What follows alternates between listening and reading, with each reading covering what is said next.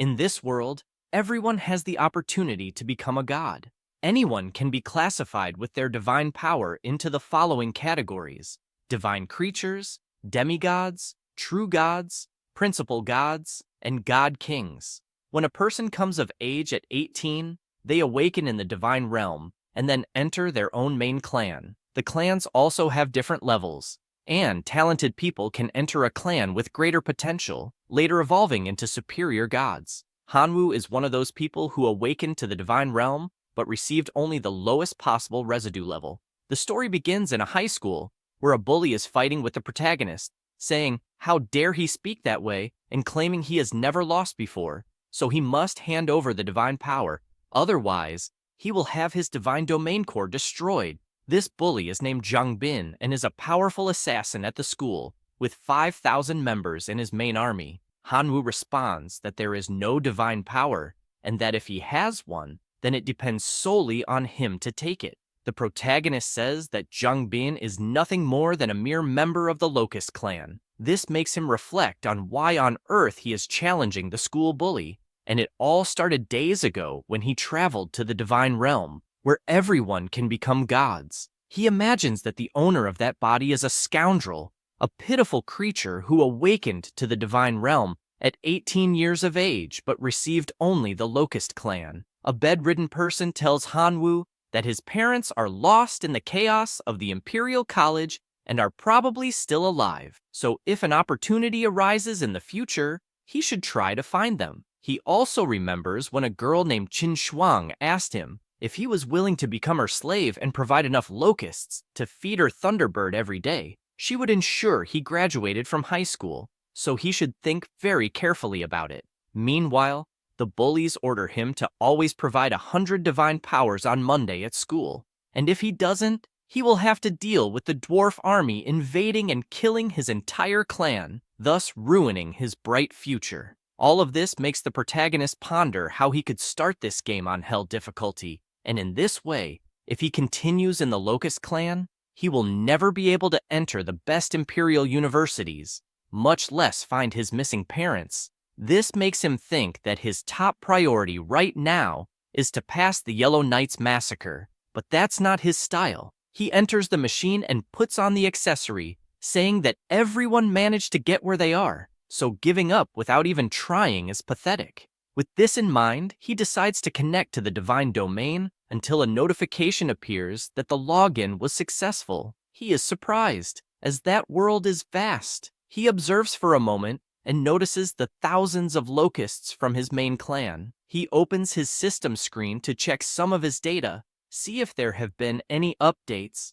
and says that according to his past life's memories, it seems there are only two options: the chosen son and the life sacrifice, and he is confused about what the difference between the two is.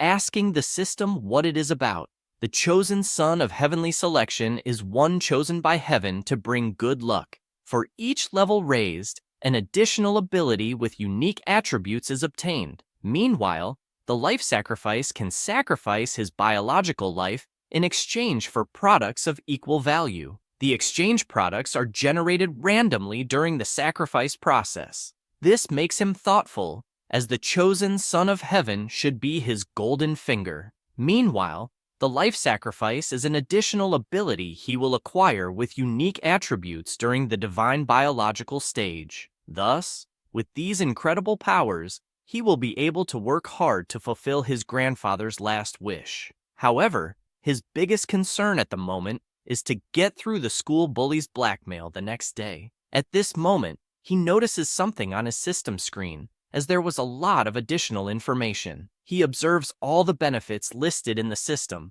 until he finally understands how it works. With this in mind, he decides to take a high risk, and if he wins, he wants the system to become his master. But if he loses, it will be a complete waste. The next day arrives, and already at school, Qin Shuang walks up to the protagonist's table, asking if he has thought about becoming her slave, making it clear that she will ensure no one will bully him until he graduates from high school. Hanwoo says his answer is no, leaving her indignant as she doesn't understand why he gave that answer. After all, without her protection, he will be massacred to death by some group of people. He smiles and says that maybe that is the situation. However, although he has no power or influence, he still has his own dignity, and despite understanding that she wants to protect him, he will not accept any of it. She turns around and says he will regret this situation. He takes a deep breath, but then the group of bullies approaches his table, asking if he brought the 100 divine powers they asked for, and if he doesn't deliver soon, he will deeply regret it. The protagonist tells them to stop bothering him, which makes Jungbin furious, as it seems he is crazy to talk like that, and if he doesn't hand over the divine powers now, he will have his domain core destroyed. He responds that he wants to see him try. The bully is surprised as Hanwoo is tougher that day, and it's hard to understand why. He also looks to the side and notices that Qin Shuang seems not to intervene. The other students start shouting for them to fight in the game. After all, they have never seen what a broken core looks like. One of them also says that the Locust clan is always dropping in level, so it will be easy to eliminate him and make him leave the school. They say that Jungbin's dwarf army can rank among the top 60 in the school, so it will be amazing to see that. The bully takes his card and tells the protagonist that he is looking for death, so later he can't blame him for not giving him a chance. Besides, he says that to deal with trash, he doesn't need to use more than 10 divine points. This is the intrusion card worth 10 divine power points. After blocking the target, a spatial teleportation portal will be generated within the target's divine domain, thus being able to invade the divine domain. Hanwoo immediately flies through the portal until he finally arrives in the divine realm. He stands before a giant door, wondering what it could be. Suddenly, it opens, and inside he can see numerous dwarves with a gloomy look. At the top of the gate stands the bully, saying that in the name of the dwarf god, he orders his army to destroy the fragile locusts until they finally destroy the divine core. With this order, the monsters start shouting excitedly. The other students can watch the fight on a screen projected by the system. They notice that the dwarf army is bigger than before, and probably the strength is already equivalent to the top 50. Another student disagrees, saying that each dwarf is equipped with an iron weapon, so the current strength is equivalent to at least the top 30. They also notice that there are elite-level life forms, and now Hanwoo will have no chance of winning. Qin Shuang observes this battle closely and notices the protagonist summoning his army of locusts. People are surprised, as they don't know what those red-colored insects are, and notice that they are explosive locusts, an elite life form, and as far as they knew, they were supposed to be common locusts. They didn't imagine there were elite-level explosive locusts, and there are many of them. Another student says that it doesn't matter, as even being elite, the combat power won't match that of the common dwarves. After all, trash is trash. The locusts fly towards the dwarves, causing a huge explosion shortly afterward.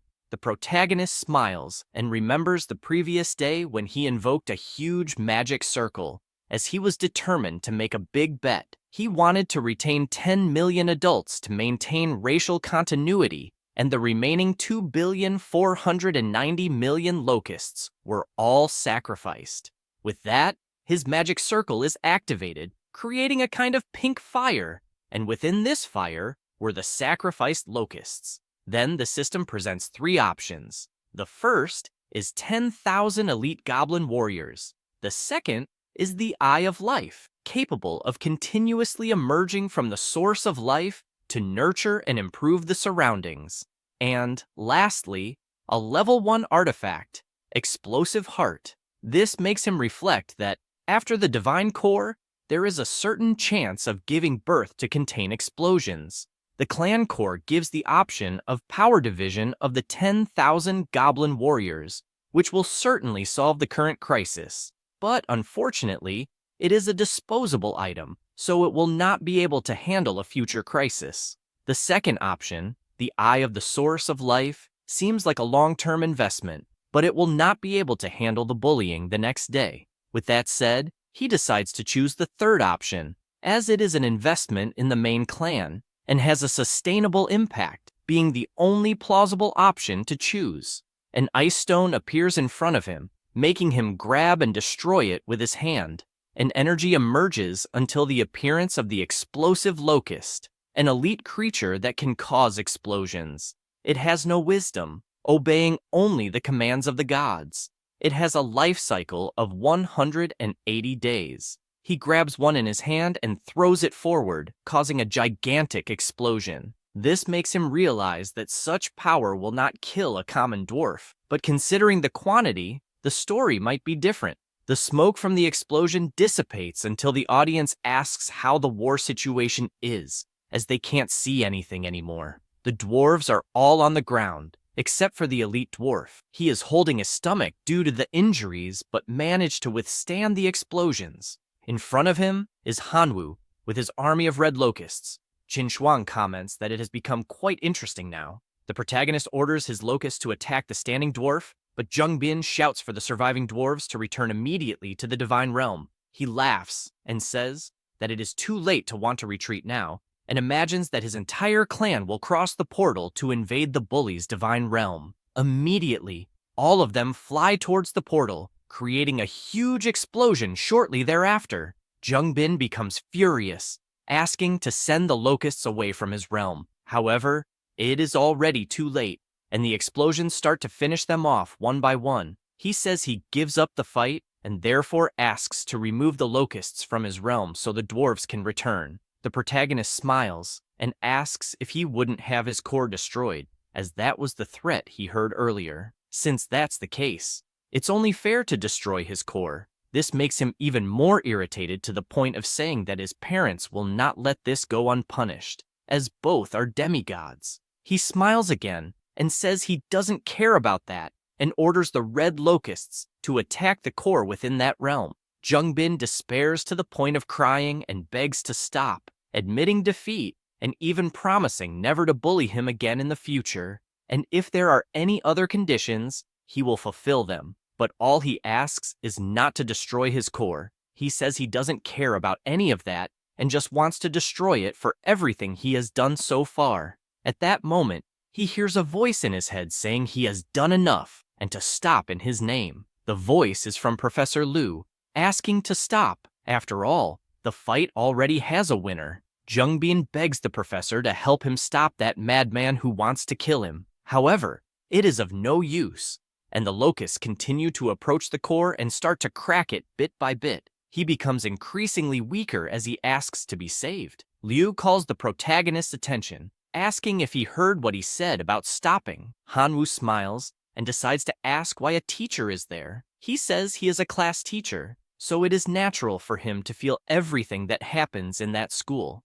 The protagonist decides to ask another thing now, since he feels everything that is happening. Why did he never appear when he himself was being beaten by the bully, extorted, and even intimidated? Why didn't he intervene at those times? He gets irritated with the question since Hanwoo doesn't even have demigod parents, so helping him would be like offending Jung Bin's family. With this in mind, he responds that he will explain this matter as soon as he stops the attacks. He decides to ask one last question, saying that if his own divine realm core were being attacked instead of Jung Bin's, would he have intervened to help? The teacher remains silent, not knowing what to answer, but Hanwoo asks him not to worry about it, as he already knows the answer. He says this, and his red locusts explode on the class bully's core, making him cry for having his divine realm destroyed. After that, the protagonist asks the teacher to please leave his divine realm. With that,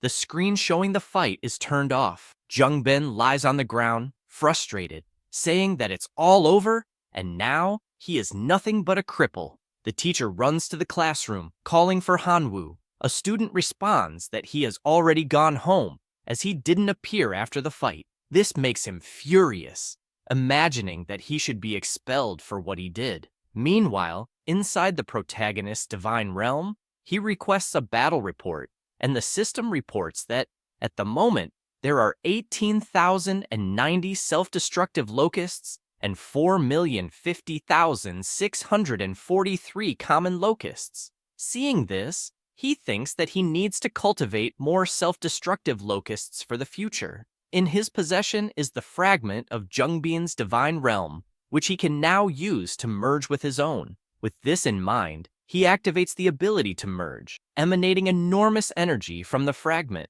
The system informs the details of the current Divine Realm area and that the level has risen to 2. This evolution makes him happy, as it was not bad and should last at least until graduation. However, something still worries him, as Jungbin threatened him, saying his parents will not let this slide, and that is a problem since both are demigods. To make matters worse, the teacher is on the bully's side, so the school will not protect him, meaning he needs to get stronger as quickly as possible. He decides to sell the iron dwarf hammer he won in the battle, hoping to find someone who wants to trade for good items. He notices that someone quickly appears wanting to accept the trade and offers the item Fire Crystal Lava. This reminds him that this fire crystal can increase the fire resistance of the familiar, as well as enhance explosive power. With this in mind, he decides to accept the trade, as with this item, the self-destructive locusts can evolve again. The fragment begins to overflow with enormous energy, slightly changing the structure of the locusts. They remain elite creatures, but their talents are lava explosion. The reproduction capacity is 20 times higher, and they have a lifespan of 250 days. He grabs one in his hand and throws it forward to test. A stronger explosion than the previous ones occurs in front of him, making him excited, as that explosion level is equivalent to a grenade. Plus, it has a lava splash effect. With this, it will cause enormous area damage. This makes him think that he basically has a bunch of highly explosive grenades. At school, inside the principal's office, Jungbin's father's shouts for explanations can be heard, as his son had his Divine Realm core broken, and now there is no possibility of remodeling it.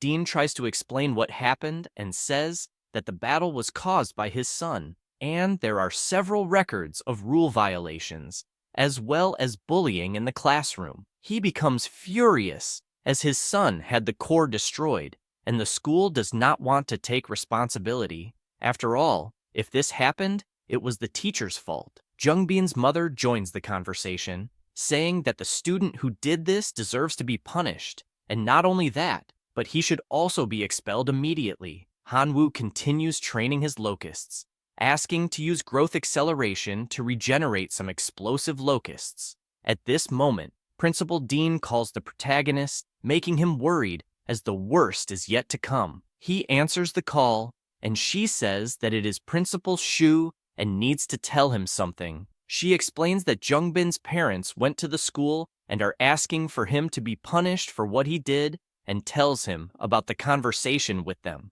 The student's mother was furious, demanding that the protagonist be expelled immediately. Dean explained that after an investigation, they discovered that it was their own son who initiated the invasion of the Divine Realm, and that Hanwoo only won using his own strength, without any cheating. With that said, there are no grounds for his expulsion. She became furious to the point of asking if the school was really going to try to cover up for a bad student who goes around destroying his classmates' cores. The principal asked her not to distort the facts. After all, Hanwoo has always been an excellent student who follows the rules. Moreover, the school has plenty of evidence that their son bullied him multiple times. She, already enraged, said she just wanted to know if they were going to expel him or not. Dean apologized, stating that this would not be possible. Jungbin's father began to emanate a tremendous power, saying that he might accept that the school would not punish Hanwoo severely, but as revenge, he would vent his anger, and said that if they refused to agree with what he was about to say, then he would no longer consider the school's reputation. The principal, explaining all this to the protagonist, concluded by saying that Jungbin's father also threatened to send a legion of 1,000 men to invade his divine realm, regardless of the outcome, and informing him of this was the most the school could do to protect him. After all, a legion of 1,000 men from a demigod is enough to be more than an army of 50,000 ordinary students. With that said, she asked if he would be able to handle the situation. He thanked the principal for her help and said he would go to the school the next day to face this challenge. With that, he ended the video call and imagined that he needed to hurry to become stronger So it was time to launch the second sacrifice. Again, he activated his power, initiating the sacrifice of a few billion more locusts until an enormous volcano erupted due to the presence of such power. The system again presented three options. The first was a level 1 sacred artifact. The second option was a level 1 skill crystal, the fireball. And lastly, the familiar Jianfeng. Reading the options, he thought that having a treasure in exchange for 4,800,000,000 locusts was not bad. He decided to choose the third option. A familiar appeared in front of him. Its name was Jianfeng, and it was a swordsman. In addition to possessing numerous skills, it had 500,000 faith power and a lifespan of 800 years, currently being 150 years old. The familiar called its master by the name of God and said it needed a sword. The protagonist replied that this would not be a problem, accessing his system to the equipment option for deities. Meanwhile, he pondered that in recent days he had cultivated many locusts until his faith power reached 100 million. Therefore, he currently had 54 divine power points. The equipment was divided into 4 levels: common equipment, faith equipment, divine power equipment, and finally, deity equipment, each requiring a greater prerequisite to use. With this in mind, he decided to buy the Great Storm Sword, handing it to his familiar. He made the first test, delivering a blow to the ground that made several cuts in the air, but told his god that he still needed 3 more identical weapons to fully unleash his potential. This left Hanwoo stunned, as he needed 3 more of those swords, and just one cost 150 divine power points, which were not easy to obtain. Knowing this, and what is to come, with a battle likely involving 1,000 men of a demigod, the MC cannot afford to be careless, checking what else he can find in his system. At this moment, in the divine kingdom of Qinshuang, she is focused, channeling energy, while several electric birds gather around her, always keeping her eyes closed. All she can imagine is when she was younger and was drowning. Hanwoo ran without thinking twice and pulled her out of the water, giving her mouth-to-mouth resuscitation to save her. She opens her eyes at this moment, and remembering all of this makes her extremely embarrassed, saying that the MC is annoying and deserves to be squeezed to death, adding that she has a grandfather who is a true god and 23 demigod relatives, so she didn't need protection. At this moment, her system rings. It's a call from Hanwoo.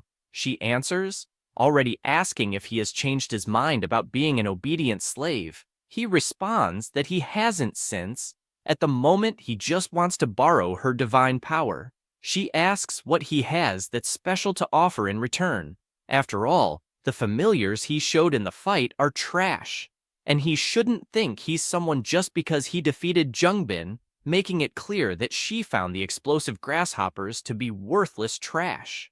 After all these insults, the MC simply apologizes for the inconvenience and ends the call. She panics because she has no idea why she said all that since the words just jumped out of her mouth, and, dying of fear that there was a misunderstanding, she decides to call him back. Hanwoo answers, asking if there are more insults she wants to say. Embarrassed, she just asks how much he wants from her and requests the account number. After getting this help from her friend, he provides more swords for his familiar, saying that he risked everything buying these countless swords, so he hopes, from the bottom of his heart, that it's worth it. The next day, in the classroom, voices of students could be heard saying that the MC is crazy to show up there and apparently isn't afraid of the 1,000-man army of the demigod. Another one wants to see if he'll stay so calm after his core is violated. Hanwoo observes everyone talking about this, and, apparently, they all already know what's going to happen and are clearly hoping it all goes wrong. At this moment, Qin Shuang enters the room, saying that now it makes sense why he called the day before, since it's to compete against a demigod. But she advises him to give up on this effort because even a legion of 1,000 men from a demigod is enough to ensure he can't do anything. He smiles and says that, in any case, he has no other choice. She responds that he does have a choice. He just needs to become her slave. After all, Her family has a true god and 23 demigods, so she could easily talk to Jungbin's parents to stop this. He turns around, thanking her for the offer but declining, going to prepare to face the demigod's 1,000-man legion.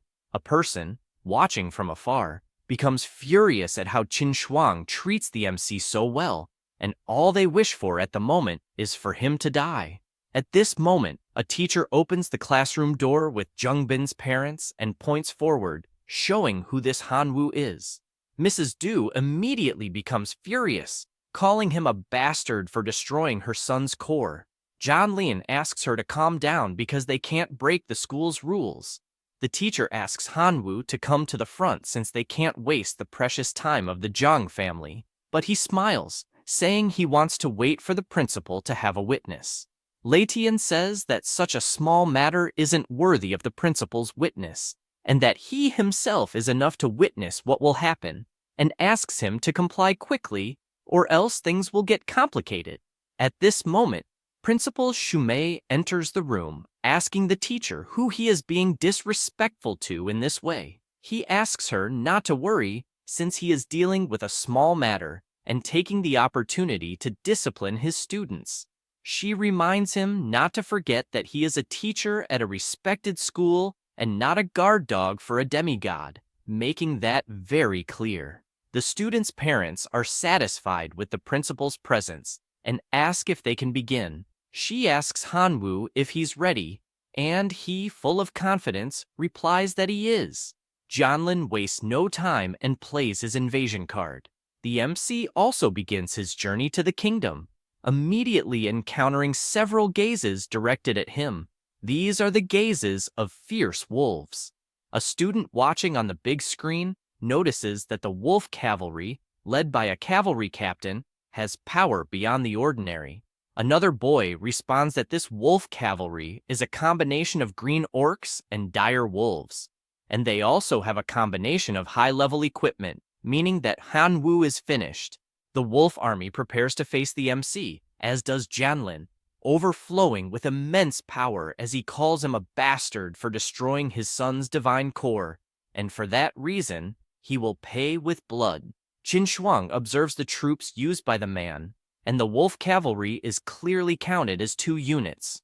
Originally, they said they would send a legion of 1,000 men, but at the moment, there are 2,000 combat units, which is a major cheat.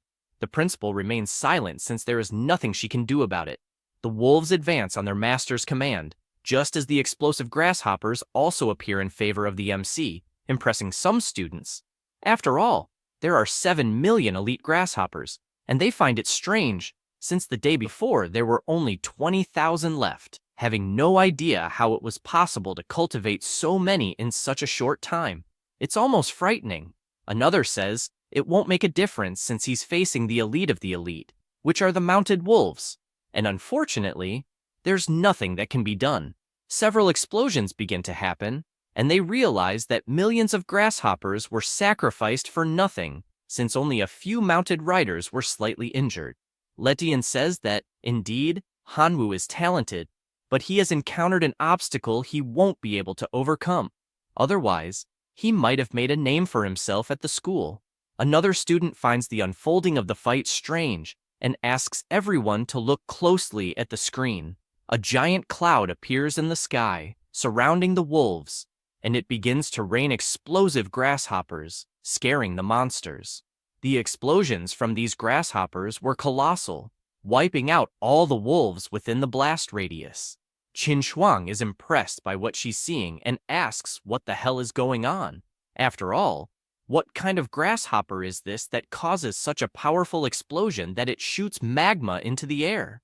The principal looks back and asks if there is any student or teacher who has the ability to detect the grasshoppers to provide accurate information about them. A young man uses his power and says that those are evolved elite forms of the explosive grasshoppers. Sumei is pleased to hear this and says it was an excellent job by her student. Jianlin, however, is unfazed by so little and asks if they really believe they can destroy his cavalry with so little, and orders his monsters to use their supernatural powers. With this, the leader howls, overflowing with powerful energy, as do the other wolves, who begin to blow a blue wind, thus creating the penetrating aura of ice to successfully counter the explosions. A student says that in the end, a demigod is a demigod, and logically wouldn't be defeated with so little, even admitting that the elite forms of the explosive grasshoppers are truly powerful, and says it's a shame that only 500,000 grasshoppers remain, and to make matters worse, they are all exhausted. Jianlin, determined to show what true fear is, says he will completely destroy the MC's core, and, with that, he will be expelled from school, reaching rock bottom, and orders his wolves to run and completely destroy Hanwoo's core.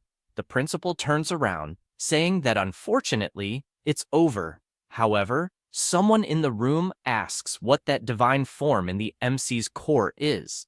This catches Qin Shuang's attention, and she looks to see what it is. She only sees the wolves staring at a shadow, and upon looking closer, she notices that it is a familiar. One of the students asks if those aren't the storm swords that cost 50 divine powers, so 4 would cost 200, and the math doesn't add up since Hanwoo is an orphan and shouldn't be rich enough to buy these weapons. The principal explains that this is Jian Feng, who belongs to a clan with extraordinary life forms. A student says that it probably doesn't make a difference anymore. After all, they are facing the army of a demigod, and the cavalry captain will likely deal with that warrior while the rest of the wolves destroy the core. She reflects more on what she's seeing, and, judging by the appearance of that familiar, it's not an extraordinary life form, but rather a genuine heroic life form. Jianlin is also surprised by what he's seeing. After all, in his entire life fighting for decades, he only managed to produce one heroic form. So how could a high school student have achieved such a feat? He orders his wolves to destroy the core immediately, because after doing so, he will be able to capture this heroic life form for himself. Jian Feng begins to gather energy in his eyes, and prepares as several mounted wolves are coming his way. However, they are all repelled with his level 3 ability, Storm Cuts, and he also launches others into the air, using his level 1 ability, Whirlwind. A monster uses its freezing breath, and with that, it manages to freeze the familiar's feet. The wolves take the opportunity to attack, but he simply raises his 4 swords and activates his Iron Cut ability, creating an energy circle in the air that becomes increasingly powerful until it activates, causing a massive hole in the area and destroying everything around. The students are surprised because they didn't imagine a familiar could have so much power. Meanwhile, Jian Feng simply stands before the defeated wolves. Jianlin starts to get worried about the situation and asks the wolf cavalry captain to defeat the enemy. The monster positions itself and, overflowing with enormous power, prepares for battle. Suddenly, a voice asks if the demigod really intends to break the promise.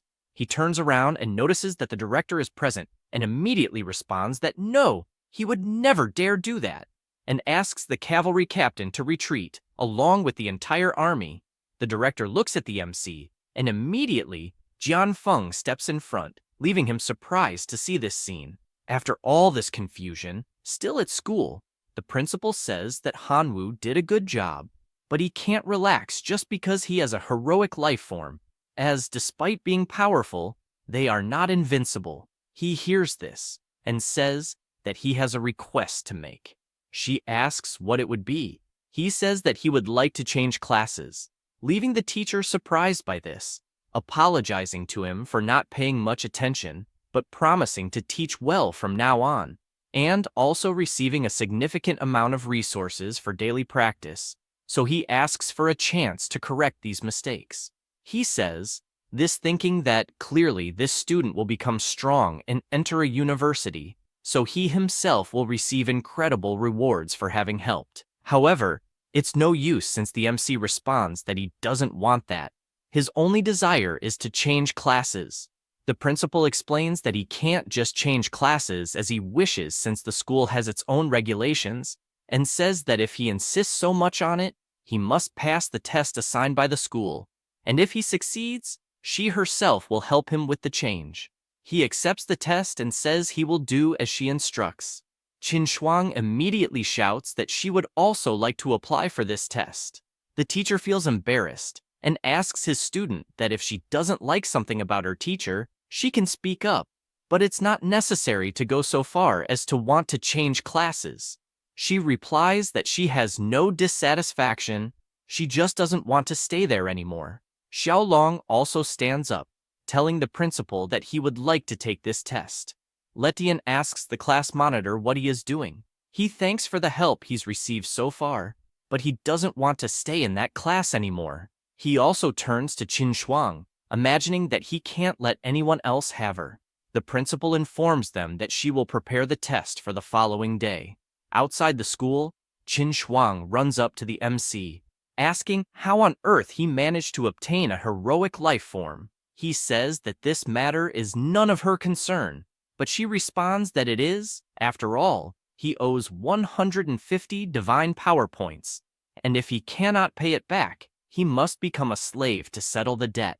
So the least she is entitled to know is how he acquired a heroic life form. He makes it clear that if she wants to collect the debt, he will pay 5 divine power points as interest.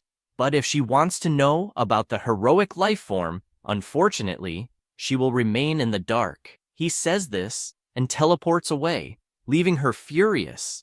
Inside his divine kingdom, the MC consults his troops and notes that he has 1 billion common grasshoppers, 1 million explosive grasshoppers, and 30,000 detonating grasshoppers, feeling a bit concerned if this will be enough for the class change test.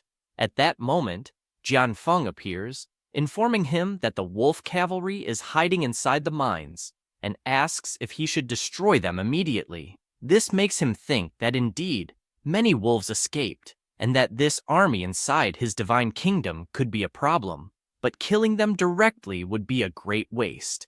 With this in mind, he orders his familiar to capture the cavalry and ensure they are kept alive. 2 hours pass, and he returns with all the wolves tied up. The system asks if he would like to sacrifice 1 billion grasshoppers and 24 wolf cavalry units.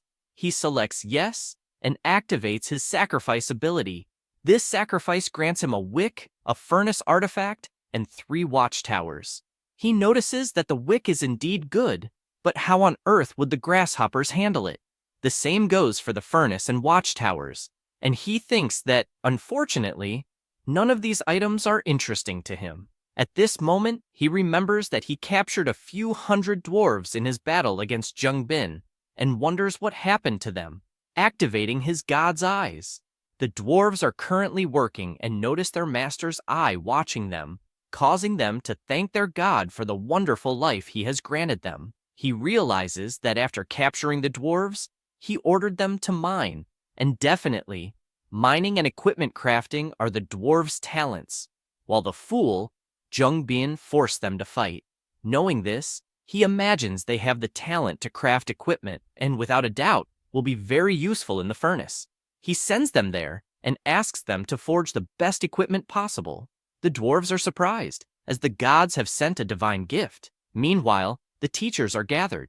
Li Tian explains that everyone is already aware of the class change test that 3 students will take, and that the school has given authority for everyone to create something. One teacher says he has nothing to say except thank you, as they are giving away 3 of the best students as a gift. He says he doesn't care about the tests for 2 of the students, but demands that Hanwu's test be raised to the maximum level since he hates a student who doesn't respect the teachers, and asks all his colleagues to please make this happen. The teachers agree to help, while Li Tian is just furious about being reprimanded by the principal, in addition to having his semester salary cut. The next day, already in the classroom, the teacher presents the 3 envelopes containing each student's test. Xiaolong and Qin Shuang take their envelopes, as does the MC, who is surprised to read that his evaluation test is at level 10, requiring him to defend against 10,000 foreign invaders. The principal asks the teacher if he would like to reconsider Hanwu's absurd test, but he responds that this was a decision made by all the teachers together. The MC asks the principal not to worry, as Letian is eager to see his abilities in action. This irritates him, prompting him to say that he should not regret it later. Qin Shuang once again asks him to become her slave, and if he does, she will ensure that absolutely no one at that school dares to intimidate him again. He thanks her for the kindness and says they will see each other after the test. She replies that it's fine, calling him ungrateful. Meanwhile, Xiaolong is eager to see the MC make a fool of himself in this test. The test begins with thousands of goblins appearing in front of him. The people watching on the big screen comment that they heard Hanwu's test is the hardest of the three and say it's well-deserved for having offended Professor Liu. The MC is not pleased, considering that Letian can't even be called a man for putting so many fire-resistant goblins against him.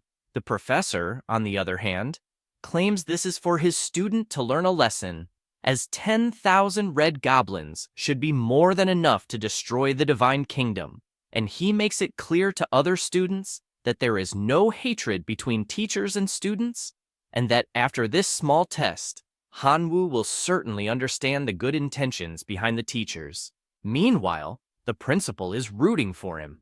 The MC begins his attack, sending his legion of grasshoppers into battle, but the goblins simply summon their fireballs and launch them, exploding all the grasshoppers. The MC already anticipated that mere common grasshoppers would not inflict any damage and decides to use his explosive grasshoppers for the attack, scaring the red goblins. Then, numerous explosions occur, eliminating 400 goblins at once. Qinshuang and Xiaolong return from their tests, and she runs to the principal, asking how the MC is doing. Shumei says the situation is not very good, as grasshoppers are inferior creatures, and even if well cultivated, they still wouldn't reach the top. Hanwu, seemingly calm, continues to send more and more explosive grasshoppers, eliminating another 3,000 red goblins at once, while the rest desperately try to reach the crystal to destroy it. A student comments that, unfortunately, it's over this time. After all, he may have a heroic life form, but there's nothing he can do against 6,500 red goblins. Qin Shuang also laments, as an insane army like that will destroy her classmates' core. The principal immediately contacts the MC, asking that if he can't hold out, he should just admit defeat, as there's no shame in it, and with time, he can rise again. He makes it clear that he's already decided to change classes and will attempt it until his last breath, adding that he hasn't lost yet. He says this while his familiar delivers numerous blows to the approaching goblins, finishing them off one by one. The goblins become enraged, using their roars and launching their fireballs, causing countless explosions on the ground where Jian Feng was, making them believe it's unfortunately over, as the familiar must have suffered serious damage in these attacks. The professor is the most excited, saying that Hanwu must learn the lesson this time, until a student asks them to look closely. An army of dwarves emerges in the middle of the battle. They position themselves asking to protect their god, leaving the red goblins frightened, as an army of dwarves is attacking everyone. The students watching are surprised, asking if this isn't the same faction Zheng Bin had, and, with all this talent, Hanwu must be at the very least in the top 10 of the year. With the dwarves' victory over the red goblins, the MC celebrates, having won even while at a disadvantage. The principal and Qin Shuang are also pleased with the result, unlike the professor, who is irritated by this victory. With the return of the three students, all the teachers want to recruit them for their respective classes, making it clear that they will provide the maximum resources possible for each one. Xiaolong can only imagine going wherever Qin Shuang goes, regardless of which class it will be. The MC is bothered by something, asking the principal why his test was so difficult. She explains that the level of each student's test was chosen collectively by all the teachers of that grade. He says he understands and kindly asks to check each vote. She agrees and hands over the summary of opinions about the class transfer test evaluation. All the teachers are dissatisfied with Letian, as it was a disaster supporting him against the student. Hanwu goes to two teachers who clearly voted fairly and asks what resources they would provide if he joined one of them. The first teacher says that this test made it clear the MC's ability to cultivate dwarves, and if he joins his class, he will provide an army of 10,000 dwarves. With this, he will easily make it into the top 10 and have a bright future. The other teacher says that central family cultivation is the most important and has several resources on hand that will be useful in cultivating insects. So, if he joins his class, he will fully assist in the life transition of grasshopper species. With that decided, Hanwoo tells Professor Tianwen that he would like to join his class. The girl, knowing the MC will go there,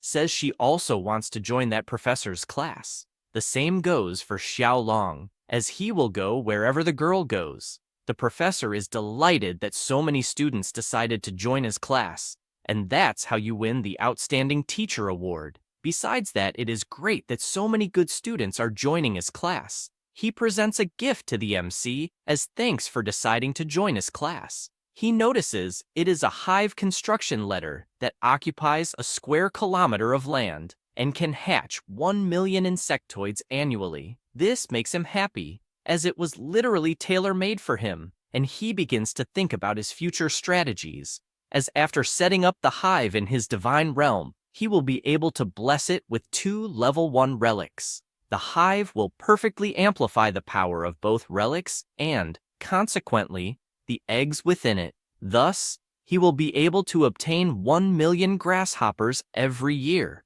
With this in mind, he thanks the professor for the generosity, and the professor says there is no need to thank him. Just deliver the best results, and that will be a reward in itself. The principal calls everyone's attention, saying that the test of the day is a simple test, so there's no need to take it so seriously, but that in 7 days, the exam will cover the entire school, as it will determine the allocation of resources among classes in the future. After that, within the MC's divine realm, he checks his situation and currently has 2 million grasshoppers, 5,000 self-destructing grasshoppers, 300 explosive grasshoppers, 52 dwarves, and Jianfeng, which is a heroic life form. He worries when analyzing his situation, as with this level of strength, participating in the exam that will cover 7 days will probably result in the worst score among all students,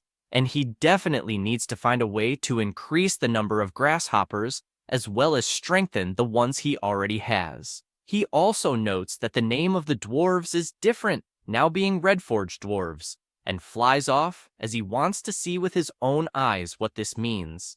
Upon arriving where they are gathered, he notices that the dwarves are indeed different, now being an elite creature with various talents and extremely higher power. This makes him think how great it would be if they were from his main family, as he can only use growth acceleration more frequently with his main family. After that, 4 days pass, and with 7.3 billion grasshoppers currently, he hopes to get something good this time. Activating his life sacrifice ability on all the grasshoppers, he wonders what he will gain this time. The system gives the first option, saying, Sacred Item Level 2, Law of Gluttony. Once charged in the Divine Realm Core, the main race gains the ability to eat voraciously. If the total energy of the consumed food exceeds its own energy by 1,000 times, it can complete its own evolution. The second option says, Hero Model. Giving this to an extraordinary life form can help it be promoted to a heroic life form. And finally, the third option will give a bit of divinity. The MC is pleased as these are definitely all good options, making it hard to choose any, and he thinks about the 3 options. The first option could transform various grasshoppers into elite life forms, but he may not be able to afford it.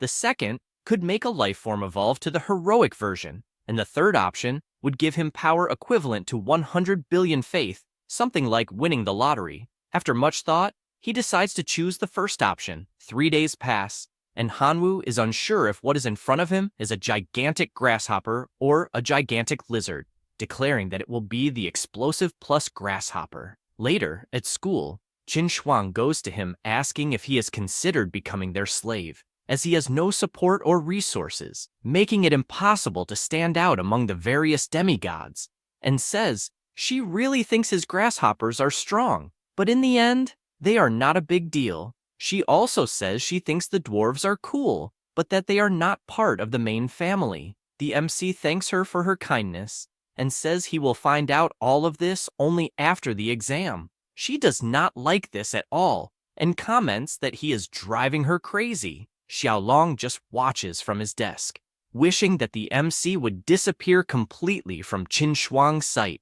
The professor explains the importance of this exam for the future in terms of resource distribution and asks everyone to give their best, making it clear that he has several sacred relics, domain lands, core fragments, among other resources, available if needed. He also emphasizes the importance of reading the rules of this exam carefully. The first stage is the elimination system. Next comes the ranking system, where everyone will receive an evaluation of the same difficulty. Those who fail will be directly eliminated from the school. The MC notes that being expelled from the school upon elimination is very harsh, but the rewards must be excellent. The top 100 will receive a divine territory. The top 50 will receive a level 1 sacred relic. The top 30 will receive a creation card. The top 20 will receive a first grade building. The top 10 will receive a divine weapon of the student's choice. The top 5 will receive a transcendent seed that can accelerate an elite life form. The top 3 will have their divine core evolved, and the first place will win a point of divinity. Reading all this excites him, as he will fight until the end for these rewards. With all these explanations, the professor says the general exam is starting, warning that the first round of the general exam elimination test will begin soon, so everyone should prepare. The MC begins to head toward his divine realm until he teleports completely, asking all his family members to prepare for battle. He notices his enemies approaching and realizes they are flesh and blood puppets, definitely an ordinary life form, with elite level combat power, as well as extremely thick and resistant skin, but fortunately, they are slow. With that, he orders 50,000 grasshoppers to explode in magma form, causing several explosions among the monsters, which only roar in response. He gets excited, as the smell of roasted meat is strong, and wonders if he could feed his grasshoppers with those monsters, asking the red goblin dwarves to recover the bodies from the battle. After a while, he notices that there are great supplements there and is confused if this isn't a test. As if it continues like this, the upcoming exams will be intense. The teachers watch on the big screen, lamenting that another student they were optimistic about has been eliminated. Tianwen says that 20 of the eliminated students were from his class, reducing it to a third. Another professor says that his situation is worse, as half of his students were eliminated, and questions if the level isn't too high. The principal explains that she had the 3 vice principals compete for positions with the Demon Abyss civilization at the forefront, so there must be a reason for choosing the flesh demon puppet as an invader, and since they are demigods, it isn't interesting to speculate. Tianwen is excited, as his student turned everyone's nightmare into food for himself, and asks if there are still any relatives who can resist the toxins in the meat and blood of those demons. Another professor is curious about this, as if the grasshoppers can ignore the toxins of the demonic puppets. It is a great discovery worthy of research. Li Tian responds that it is just luck, as in terms of strength, those grasshoppers are trash. Tianwen makes it clear that luck is also part of strength, and definitely those grasshoppers have been well cultivated, so they are not weak, stating that, despite being an extraordinary life form, it still crossed the threshold of extraordinary life forms. Li Tian asks if these extraordinary life forms are not, in the end, just grasshoppers. After all, their combat power is generally equal to that of goblins, which are common life forms, and even worse than them in other aspects.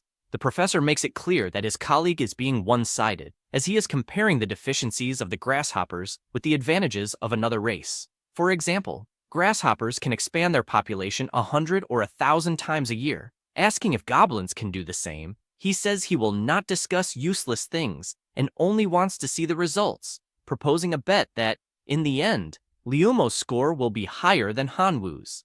Tianwen responds that the MC will definitely have the best scores. Letian says that all the teachers are there as witnesses, and the result will cost the loser 5 points of divinity. He says this thinking the bet is already won. After all, Liumo is his nephew, and definitely, Tianwen will not provide the same resources.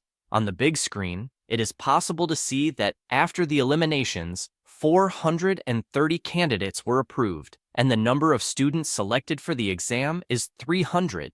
Lichen says that there are only useless bastards, as there are still 130 people left who passed. Another professor asks him not to blame the students, as it is not uncommon to fail due to the level of difficulty. The ranking test will begin, with various skeleton warriors appearing. The teachers ask if that's really all there is, as it seems more like a giveaway. The MC gets excited, as he has 1 billion hungry baby grasshoppers, and suddenly, so many skeleton soldiers appear, it must be a joke. He orders his grasshoppers to completely devour that army. The skeletons, despite having glowing eyes, had nothing they could do. 2 hours pass and he feels relieved, as it was a great appetizer. However, the second wave of skeleton soldiers begins, but are immediately exploded by the self-destructing grasshoppers. He observes that if the lava continues to rise higher and higher, these skeleton soldiers will not be able to swim through it,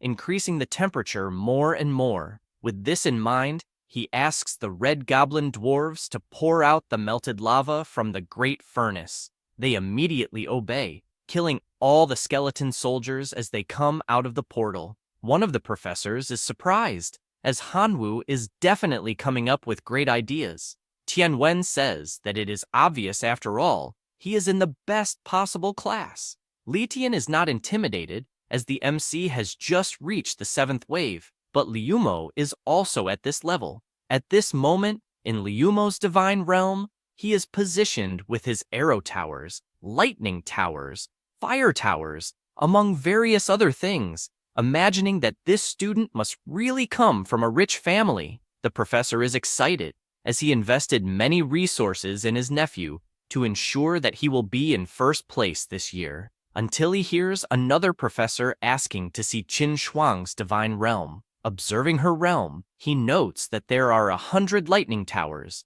as well as 300,000 elite thunder natural life forms, and 100 giant ancestral trees. This impresses everyone, as her family is truly powerful.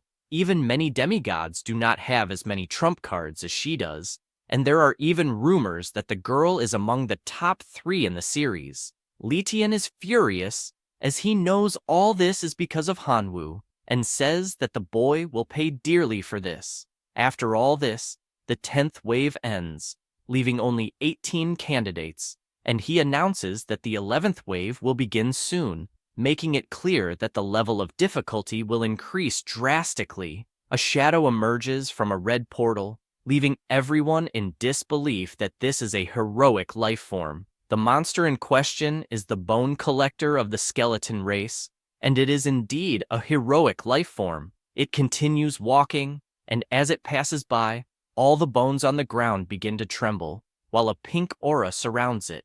It raises its staff and creates a completely gigantic skeleton being. The bone collector raises its hand, asking its new creation to attack with all its might. The enormous skeleton attacks, saying it only wants to kill, and stomps on the ground, causing a huge explosion, leaving the professors surprised, as only 3 minutes have passed, but 8 students have already given up due to the excessive difficulty. Letian is annoyed, asking why the giant skeleton is so small in Hanwu's divine realm, and starts accusing him of cheating. Indeed, the skeleton generated in this realm was quite insignificant, even trembling with fear. Tianwen explains that the reason is simple. The bone fragments in the MC's divine realm were burned to ashes by the lava, so the bone collector did not have enough resources to create such a large being, leaving only the bone collector, who is disintegrated by the iron-cutting style of the familiar Jianfeng.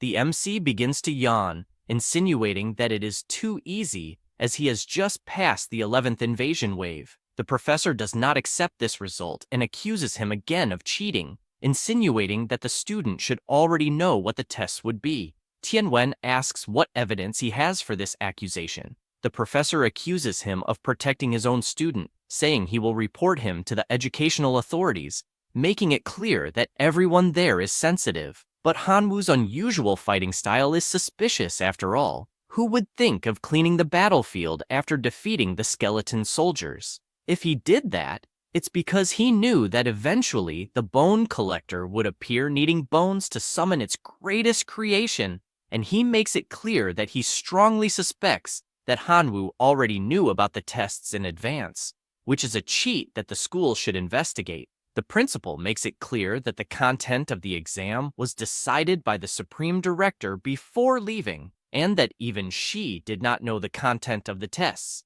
asking the professor if he really thinks the Supreme Director would have done something so stupid. He panics and says no, that he must have been wrong, and that Hanwoo defeated the bone controller by sheer luck, but insists that even if there is no cheating, his scores are very unfair compared to the other students. She asks if Letian, as a demigod, is aware of how ridiculous these words are. After all, the civilization of the divine realm has never been about justice, but rather about survival, and one cannot compare the scores of anyone with anyone else. Highlighting the justice that the professor mentioned, she says that he himself used his authority in favor of his nephew, providing him with resources. Knowing this makes Tianwen angry, as it seems the professor is favoring his own nephew with a colossal amount of resources. And now, it makes sense why the bet was made, though it's a shot in the foot, since the MC passed the wave while his nephew is facing great difficulties.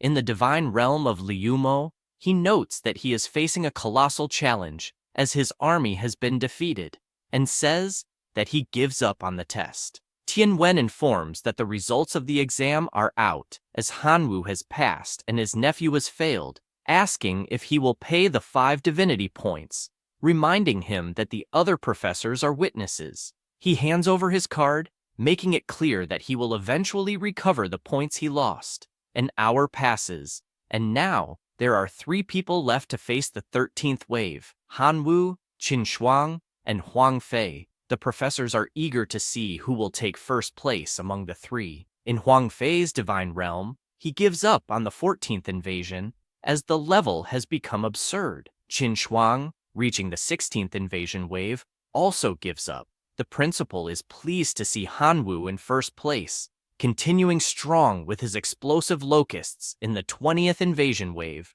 causing explosions throughout the battlefield. A giant skeleton is generated as the smaller ones are killed, but the familiar Jian Feng appears with its annihilation technique, cutting the giant into pieces.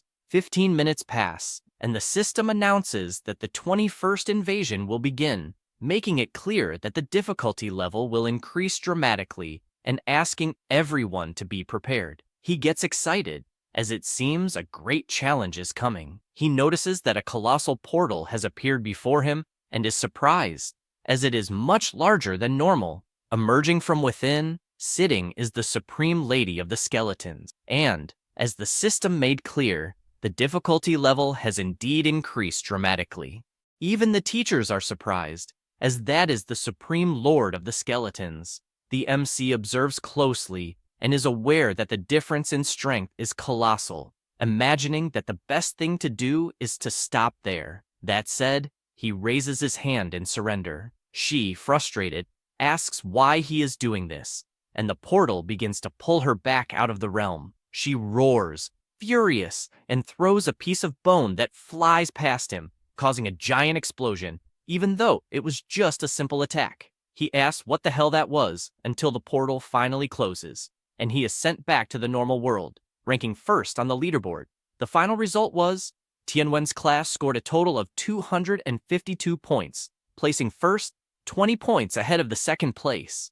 Meanwhile, Letian's class scored 192 points, placing 8th. The teacher is furious with this defeat, as in his mind, His class had more than the obligation to be in first place. The other students who failed are worried, as they don't want to be kicked out of school. Hanwoo only cares about celebrating since he came in first place. An hour passes, and the rewards start to be distributed. The MC received an iron ore resource card, a divine territory worth 100 divine powers, a card that can be exchanged for a level 1 sacred item, a level 1 temple, a divine weapon worth 100,000, a card of extraordinary seeds, one more level in the divine realm, one extra point of divinity, and lastly, a familiar reproduction card. The students are surprised to see these rewards on the big screen. The MC is thoughtful since he needs to carefully consider what types of rewards would be best to trade with the cards. Tianwen tells him not to worry, because he will guide him on which are the most suitable. This makes him happy, as his teacher is really reliable. In the MC's divine realm, he uses his territory card, expanding it to 20 square kilometers. Additionally, he uses the relic, and all the items he won were applied. He carefully examines the weapon and is aware that the trade card only allows for one exchange, and giving just one to his pet is useless. Imagining that it might be interesting to give a hammer or something like that to the dwarves, he finds a war hammer, valued at nearly 1 million divine power, and it was forged from the core of the infernal hydra of the Supreme Lord. The minimum requirement is to have a heroic fire life form. He knows that unfortunately, he won't be able to use it immediately, so he will have to wait for one of the red dwarves to become a heroic fire life form. An hour later, still at school, the teacher comments on the overall exam and firmly believes that those who remain at the school are the elite. He also mentions that he would like the top 3 students in the class to come on stage to receive their prizes. The 3 go to the front, while the teacher explains that Hanwoo performed excellently in the overall exam, securing first place, and the reward will be the choice of any superior resource. Hearing this makes the MC thoughtful, wondering what is in the treasure chest of resources. The system lists the options, which are Giant's Fist, Fountain of Life, Iron Mine Core, Level 2 Skill Frozen Missile, Level 2 Buildings, Goblin Nest, and finally, an extraordinary life form, Linger. Without thinking twice, he chooses the Fountain of Life. Basically, it is a water fountain with vital energy, which can be used in large quantities to nourish life and improve the environment. The teacher acknowledges how incredible Hanwoo is for this choice, as he is not stubbornly seeking power, but rather recognizing his own strengths and looking to develop them. After that, a person approaches, congratulating the MC since he suddenly became rich, and asking his colleague to sell the divinity he won in the overall exam, offering to exchange it for 105 million divine power. He just wonders how this guy comes in wanting to give orders, even though he seems rich for offering 5 million extra, asking why he wants it. The boy responds that there is no specific reason. He just wants to know if the MC agrees to make the trade for 105 million divine power, as that's enough power to focus on the locusts or wherever he wants. The MC refuses the request. The student insists, saying that his grandfather is preparing to be promoted to a true god and needs divinity. So, if the MC sells that divinity, the student himself will owe a favor, in addition to the agreed divine power. This makes him think, as 105 million divine power is really a lot, and with all that, he would be able to greatly increase his locust army. He replies that it is indeed an interesting offer until his phone rings, and when he checks it, he's shocked, as Qin Shuang is sending a message asking him to sell the divinity to her for an incredible 150 million. He can't believe such an absurd amount and thinks that this girl definitely has money to spare. She asks if he really thinks 1 point of divinity is only worth 100 million. She also asks if he has no common sense. Although it's true that a bit of divinity can be condensed with 100 million divine energy, that only happens if the god produces and sells it. Moreover, if it were mixed with the power of faith from other gods, the success rate of divine power condensation would be greatly reduced. Therefore, The current price of divinity is 145 million divine power, but there's not even a market for it. He starts to understand better after this explanation, which means that Shuju was trying to scam him. With that in mind, he makes it clear to his classmate that he rejects his offer, leaving him nervous, asking the MC not to get so cocky just because he got first place in the general exam. However, the MC no longer cares about anything, as 150 million divine power has just been deposited into his account, feeling rich at this moment. After that, in his realm, he directs that the level 1 temple should be built near the Red Goblin site, and it is built right away. As for the fountain, he imagines it should be constructed near the desert, as with the temple, that land will become fertile soon. After that, he goes to the Red Goblins and gives them the new artifact, the Infernal Warhammer. They are amazed and thank him for everything their god has provided so far. Hanwoo takes the seed of supremacy in his hand and gives it to them, saying that from now on, that Red Goblin will be known as the Hammer of God, placing trust in him that he will become a hero soon, to the point of lifting the infernal hammer. He is moved by such honor and bids farewell to the MC, praising his god. While flying, the MC is looking at a crystal that the teacher asked him to choose, but he is not sure what it's for. He barely thinks about it when he gets a call from Tianwen, who, when answering, asks if he'd like to see him or something like that. The teacher talks about the question of who would be better, Hanwoo or Liumo, and with that, the teachers bet 5 points of divinity,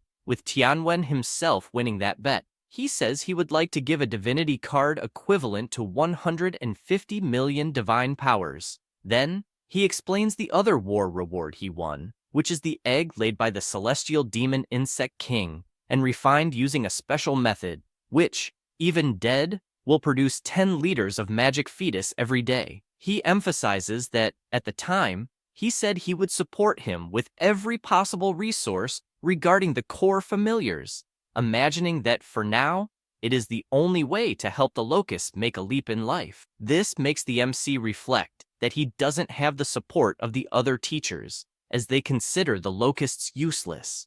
But he is aware that if the locusts mastered the path of life leap, assimilating with the celestial demon insects, they would have great potential overall. The teacher asks him to choose any of those rewards, as it's part of the bet he won. Without thinking twice, he replies that he wants the magic fetus egg. Tianwen points out that the combination of the celestial demon insect with the poison attribute is high, and it can carry the poisonous mist account of the level 1 sacred item, and with that, the result will be absolutely satisfying. He thanks him for all the information, saying that he will meet the expectations. Additionally, he asks if there is any way to provide a large amount of meat, regardless of quality, since the meat at the shopping centers is quite expensive. He suggests not feeding the locusts with meat and also not buying from shopping centers, as the cost is high and the benefit is low. He mentions that recently, the director has been invading the demon abyss,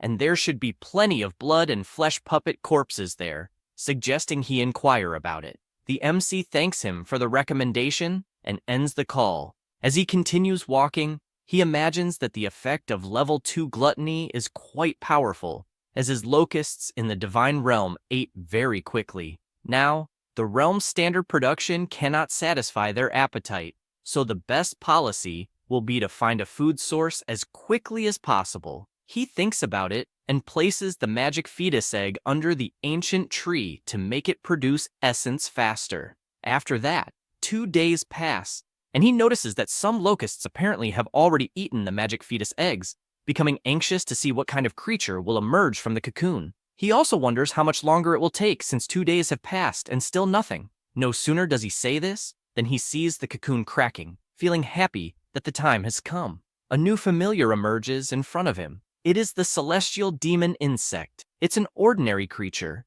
Its talent is cruelty, and its level of faith is fanatical. Hanwoo is pleased, as even though it is still in the common phase, it is 100 times stronger than the locusts. He also noticed that there is no information on the creation, probably because every demon insect must be assimilated by the magic element. By using a few magic drops, he notices that his familiar grows twice as large. Additionally, the law of gluttony also works on this familiar, and it doesn't take long for it to be promoted to an elite life form. With that said, he uses his sacred poisonous mist item, completely changing the form of his new pet. Now, it has become an elite life form, the poisonous mist insect. In another location, the Supreme Director wonders how this could have happened. He is in a place with thousands of skeletons everywhere, wondering what to do with so many broken bones. And even though the corpses are sealed in the card,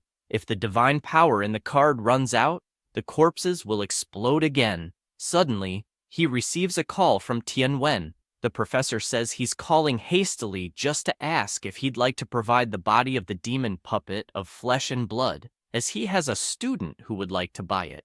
The director asks what a student wants with demon puppets. He responds that they will be used to feed his main familiars, as they are locusts and could eat these flesh puppets with ease, just like they did in the elimination test. The director asks if this particular student isn't the genius who fought a demigod a few days ago, surprised that a small locust could be so useful, and adds that it's a pity that location isn't suitable for the locust's life, as they could introduce a large group of them to eat the flesh of these puppets and save a lot of divine power. He says this and pulls out a card, stating that it contains 1 million flesh and blood puppets, asking him to give it to the student. A day passes, and the professor calls again, saying that the student ran out of meat and asked if there would be a permanent supply. The director can't believe that he used it all in one day, and, to make matters worse, wants a permanent supply. He asks for a moment to think of something. After coming to a conclusion, he says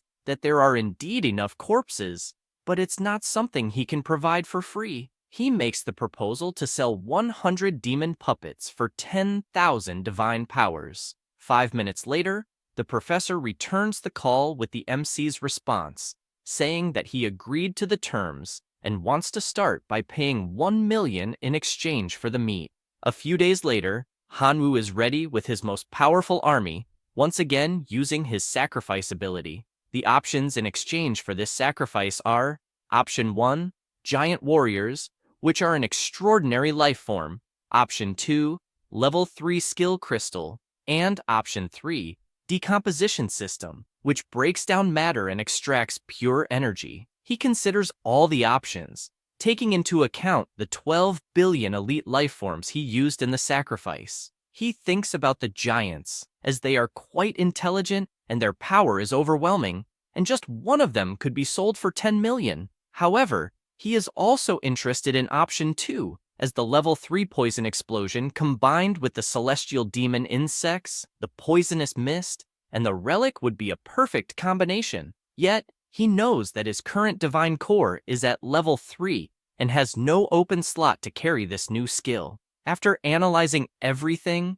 he decides to choose Option 3, as it's said that energy crystals are the food of magical familiars, and they are quite expensive. Upon choosing this option, a huge machine appears in front of him. He decides to start by experimenting with a bit of iron ore. 5 hours later, the result is 3 iron crystals. He takes one in his hand to analyze, and knows that an iron crystal can be used as food for some special races, in addition to being useful for forging weapons. And each one is worth 5 points of divine power. He will definitely be able to make a great fortune in the long run. Suddenly, a voice echoes in his head, saying they were attacked by the undead during mining, injuring 3 companions.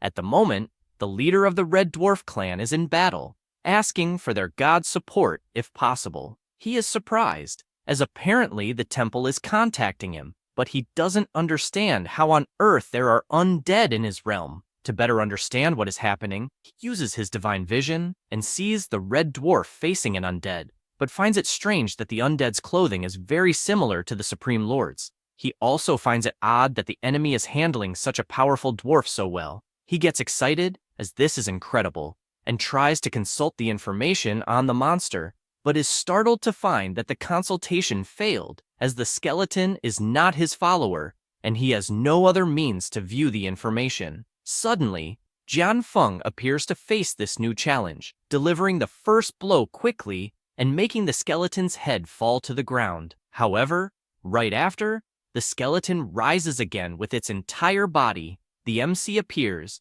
trying to make the skeleton submit to him, but his hologram is attacked. He comments that this monster is really naive, as if the divine realm remains intact. His divine form will last forever as well. He orders his familiars to put pressure on these skeletons until they submit. 3 days later, all the undead are on their knees, finally surrendered. Hanwoo decides to check if this time he can access the information on these monsters, and now he succeeds. This is a weak, undead lord from the skeleton clan. Its talent is crystal bones, and its faith power is 1 million per day. The next day at school, the teacher asks if everyone is ready for the new challenge, warning that the next test will really increase the gap between everyone, directly impacting the acceptance into the future colleges they will enter. The MC already imagines that his grandfather's last wish was for his grandson to enter the Imperial College to search for his missing parents,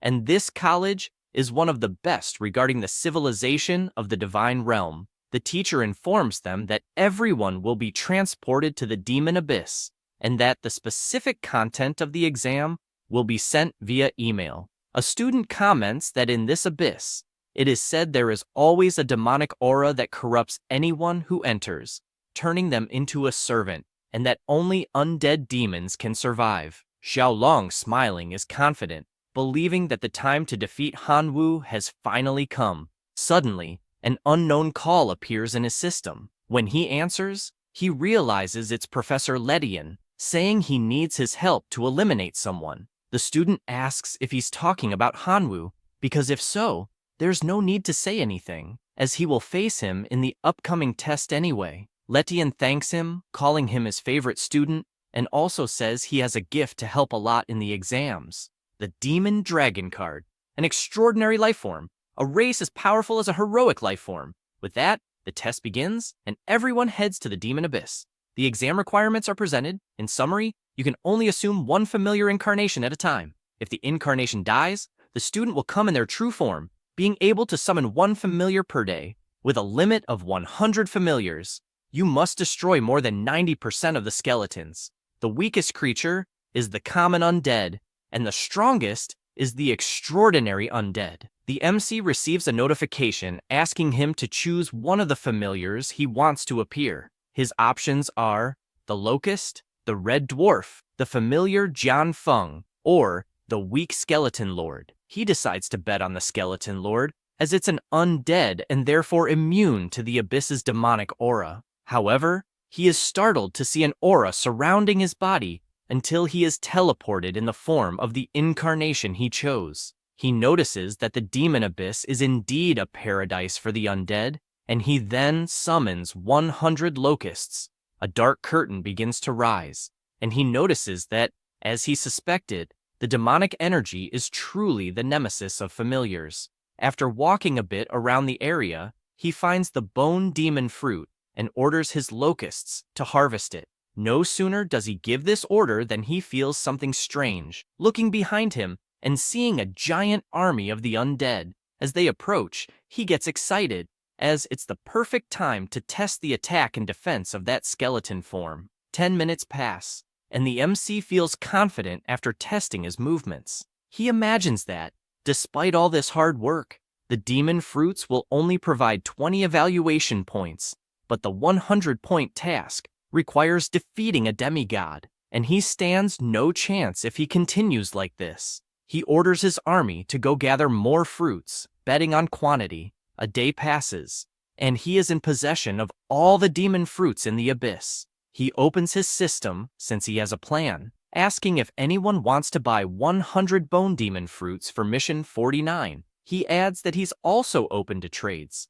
The first person to read this asks how he can do that, saying it's cheating. Another person replies that it's not cheating, it's called resource integration, and also says they'll take some fruits, offering 50 points of divine power. Another person responds that they'll also want 50. Lastly, Professor Tianwen asks him to only trade resources obtained in that plane, giving him the first warning. With 3 warnings, he'll be disqualified from the test. The MC can only think that he's truly a business genius, as he finds a solution to every problem. A person transformed into a familiar says they were worried about where to find Hanwoo, but with these messages revealing the location, they wonder how he'll survive this time. It's revealed to be Xiaolong in his dragon form, accompanied by his fierce wolves. The MC notices his ranking dropping and becomes frustrated as he has a very weak familiar, making it quite difficult to gain points. If he doesn't complete advanced missions, he'll be surpassed in no time. Suddenly, he spots an army of skeletons behind him and decides to walk toward them. As he approaches, he lets out a loud roar and comments that he isn't sure if his incarnation as a skeleton lord can control them. One of the monsters observes the MC closely, and they all stand still, staring at him. He asks if they recognize him by any chance. Immediately, the skeletons bow. These are the common undead class skeleton soldiers, and their faith is that of true believers. Hanwoo is surprised, not understanding what's happening, as suddenly, more than a dozen skeleton soldiers, all true believers, submitted to him for no apparent reason. Without thinking too much about it, he asks his familiars to rise and patrol the camp. An hour later, his army grows. He now has a skeleton knight with the talents Iron Bones and Skeleton Summoning. His faith is that of a true believer. Hanwoo simply can't believe what he's seeing, as his small army suddenly became incredibly powerful. The Skeleton Knight reports that he was a member of the First Skeleton Legion during the confrontation against the Flesh and Blood Demon, and after the team separated, he had to stay behind. He also explains that due to the invasion of corrupted corpses, zombies, and puppets, his soldiers dwindled day by day, so he ended up sending skeletons to search for the Bone Demon fruit. The MC better understands the situation and is pleased that this new troop is under his command. Pondering how to make them stronger, he decides to check the current ranking and has already dropped to position 178. Seeing that his situation isn't great, he decides to start playing for real, announcing that he'll give bone crystals and leave the rest of the equipment for his soldiers. 10 minutes later, the army appears stronger, with the MC announcing that the current target will be the Flesh and Blood Demon puppet. They stand before the cave they are about to invade, and he explains to the army that the mission states there are about 10,000 Flesh and Blood Demon puppets in the lair, and they need to work as a team, as their current strength is 1,000 skeletons. They then enter the lair, but soon notice several creatures running toward them, trying to determine if they are human or monster. The skeletons take position and begin killing all the approaching puppets. The MC watches from afar, hoping that the slain Flesh and Blood puppets could transform into skeleton soldiers, adding more strength as members of his team. An hour passes, and now his army consists of 7,000 skeletons. This fills him with confidence, as only 3,000 Flesh and Blood puppets remain in the lair, so the time is now. He shouts for his troops to advance with all their might. 3 hours pass, and a soldier returns with an item in hand, offering it to his master. His points increase by 60, rising to rank 108. Meanwhile, outside the lair, a wolf is sniffing around while its master is furious, as he can't find Hanwoo anywhere. Xiaolong decides to check the ranking and notices his target just gained 60 points, meaning he defeated the Flesh and Blood Demon lair, exceeding expectations but making it clear that his luck ends here. With that said, Xiaolong heads toward the demon's lair and is enraged to see that Hanwoo secretly created a skeleton clan and, apparently, intends to use it to score high marks. Without wasting time, he orders his hellhounds to attack, running and leaping toward the MC, but the skeletons step in, protecting their master. The fight begins between the two sides, and Xiaolong admits that, in just 2 days within that dimension, Hanwoo descended to the Abyss Demon Plane and had already gathered so much power. If they waited a few more days, he'd have a colossal army. With this in mind, Xiaolong decides to join the battle too, in his dragon form, but is immediately blocked by the Skeleton Knight. The MC, curious, says to his classmate that he has no complaints but wants to know why he's attacking his family. Furious, he shouts that he simply doesn't like his appearance and demands that he die once and for all, unleashing several slashes with his roar and hitting him directly. The skeleton army is outraged by this scene, but the dragon sees them as a bunch of riffraff not even worth killing. They remain furious about what that dragon did to their master until the MC gets up, relieved that, fortunately, the skeleton lord can resurrect. He orders his army not to stand still, gathering all their strength and escaping as quickly as possible, leaving a warning that next time he meets Xiaolong, his death will be certain. Meanwhile, the little dragon decides to check the ranking and wonders why on earth Hanwoo hasn't been removed yet, until he takes a closer look and notices that this guy is at position 163, meaning he somehow managed to escape death. He becomes furious at this and decides that even if it takes all the time in the world, he needs to eliminate all those skeletons, flying straight to the front of the lair. But upon arrival, he realizes it's empty, with not a single skeleton in sight. He immediately orders his wolves to search within a 100-mile radius and not let a single skeleton escape. Some time passes, and the MC is still with his army, granting them bone crystal stones, imagining that, due to his classmates' attack, only 5,000 skeleton soldiers remain, who still need to develop. This item makes them more powerful. He checks his system and realizes that their strength is still insufficient, especially since, to be more recognized by the Imperial Capital Academy, they need to conquer even more notable achievements. The mission is to wipe out the fallen demon's tribe.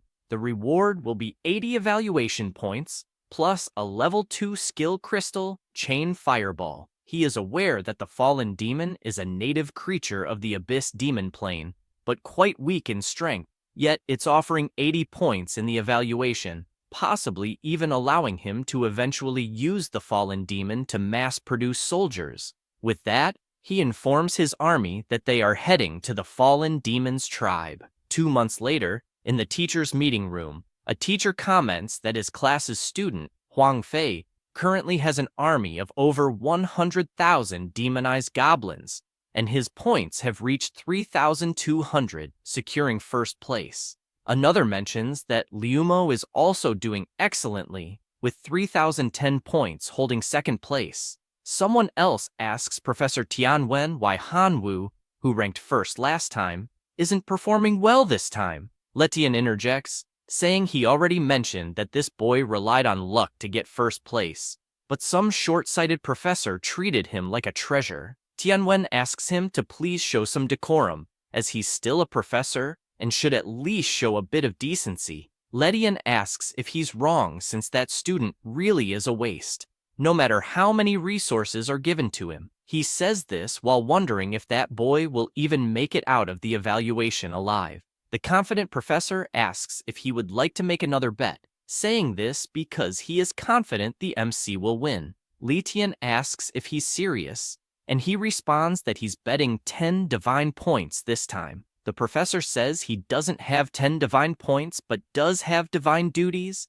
and wagers his level 3 divine healing. Tianwen accepts and informs them that Hanwoo has begun handling a task worth 80 evaluation points and is about to succeed. He imagines that a task worth 80 evaluation points is extremely difficult for a high school student, and once completed, it will undoubtedly draw the attention of universities. And even if the final score isn't excellent, just appearing in front of the universities will be worth it. Meanwhile, in the Abyssal Plane, this place originally had millions of desolate demons, but now fewer than 100,000 remain. The MC is on top of a mountain, content as his strategy has worked so far, having gathered 900,000 skeleton warriors and ordering them to advance, as it's time to collect the debt.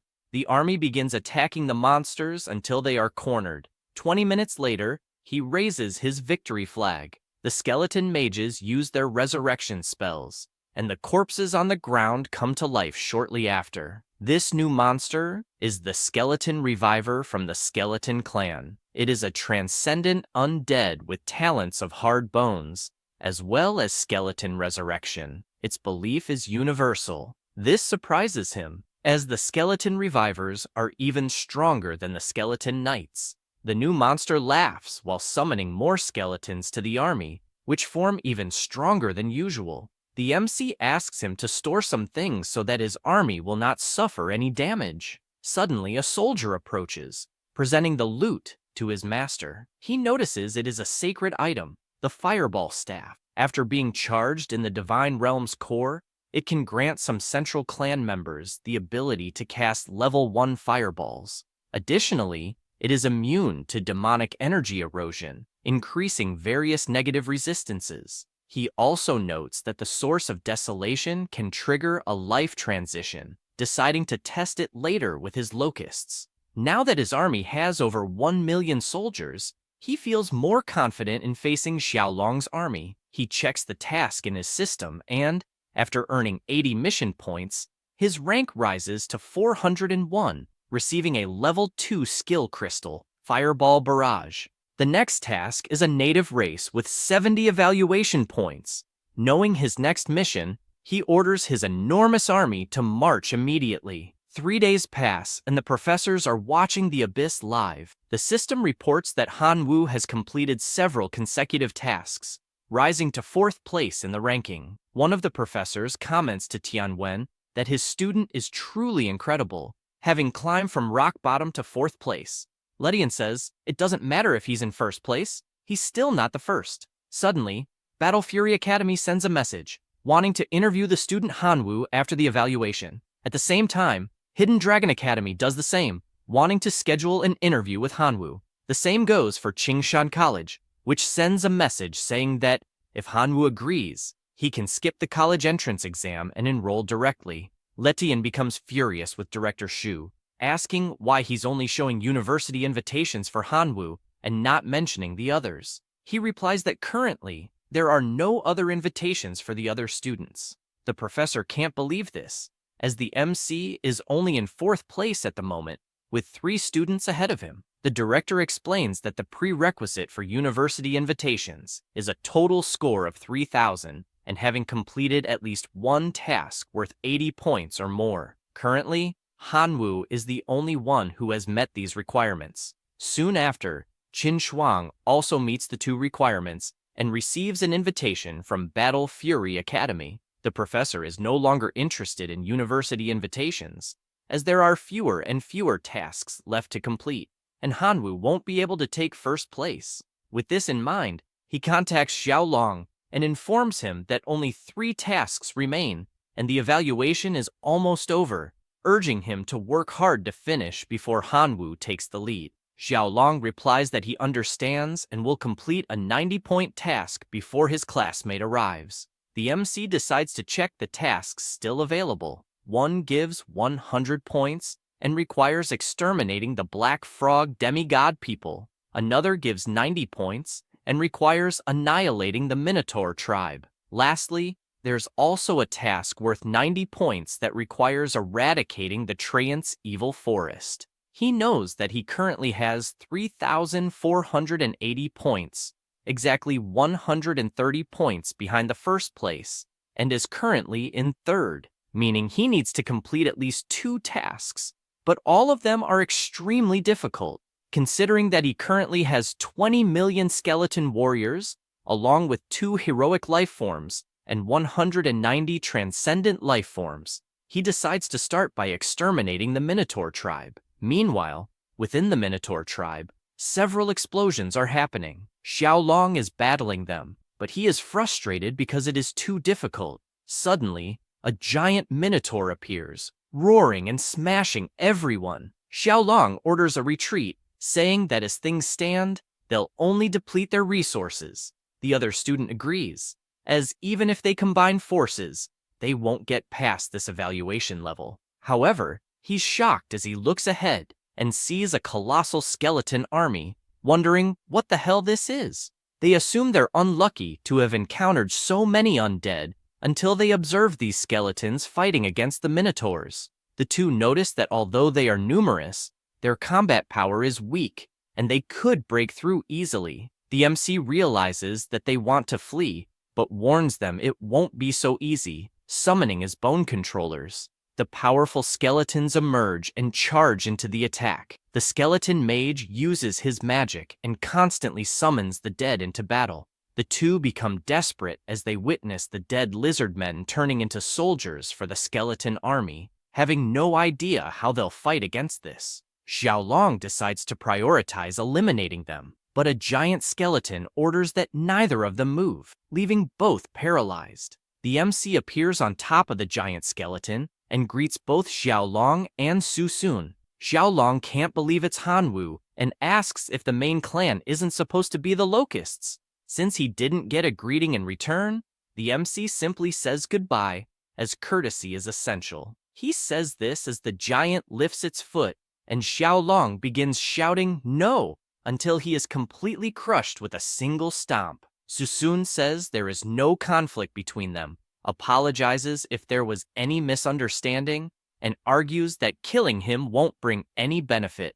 The MC responds that letting him live won't bring any benefit either. The lion begs, saying he can share all the treasure he took from the abyss, pleading to be spared. The MC agrees to the deal and tells him he can leave, and Shusun runs off immediately, fearing for his life. 5 hours pass, and the Minotaurs are completely defeated. Those who survive surrender, promising to submit to their new master. With that, the mission is successfully completed, increasing his points by 90. Now, his total is 3,570, 40 points behind first place, with 2 missions left. Suddenly, there's only 1 mission remaining, meaning someone else completed one. He panics, trying to figure out who succeeded, and sees that Qin Shuang has moved up to 3,580 points, reaching second place. He's happy for her, and not surprised, as she's a powerful person. Now, he only has the task of exterminating the semi-divine black frog people,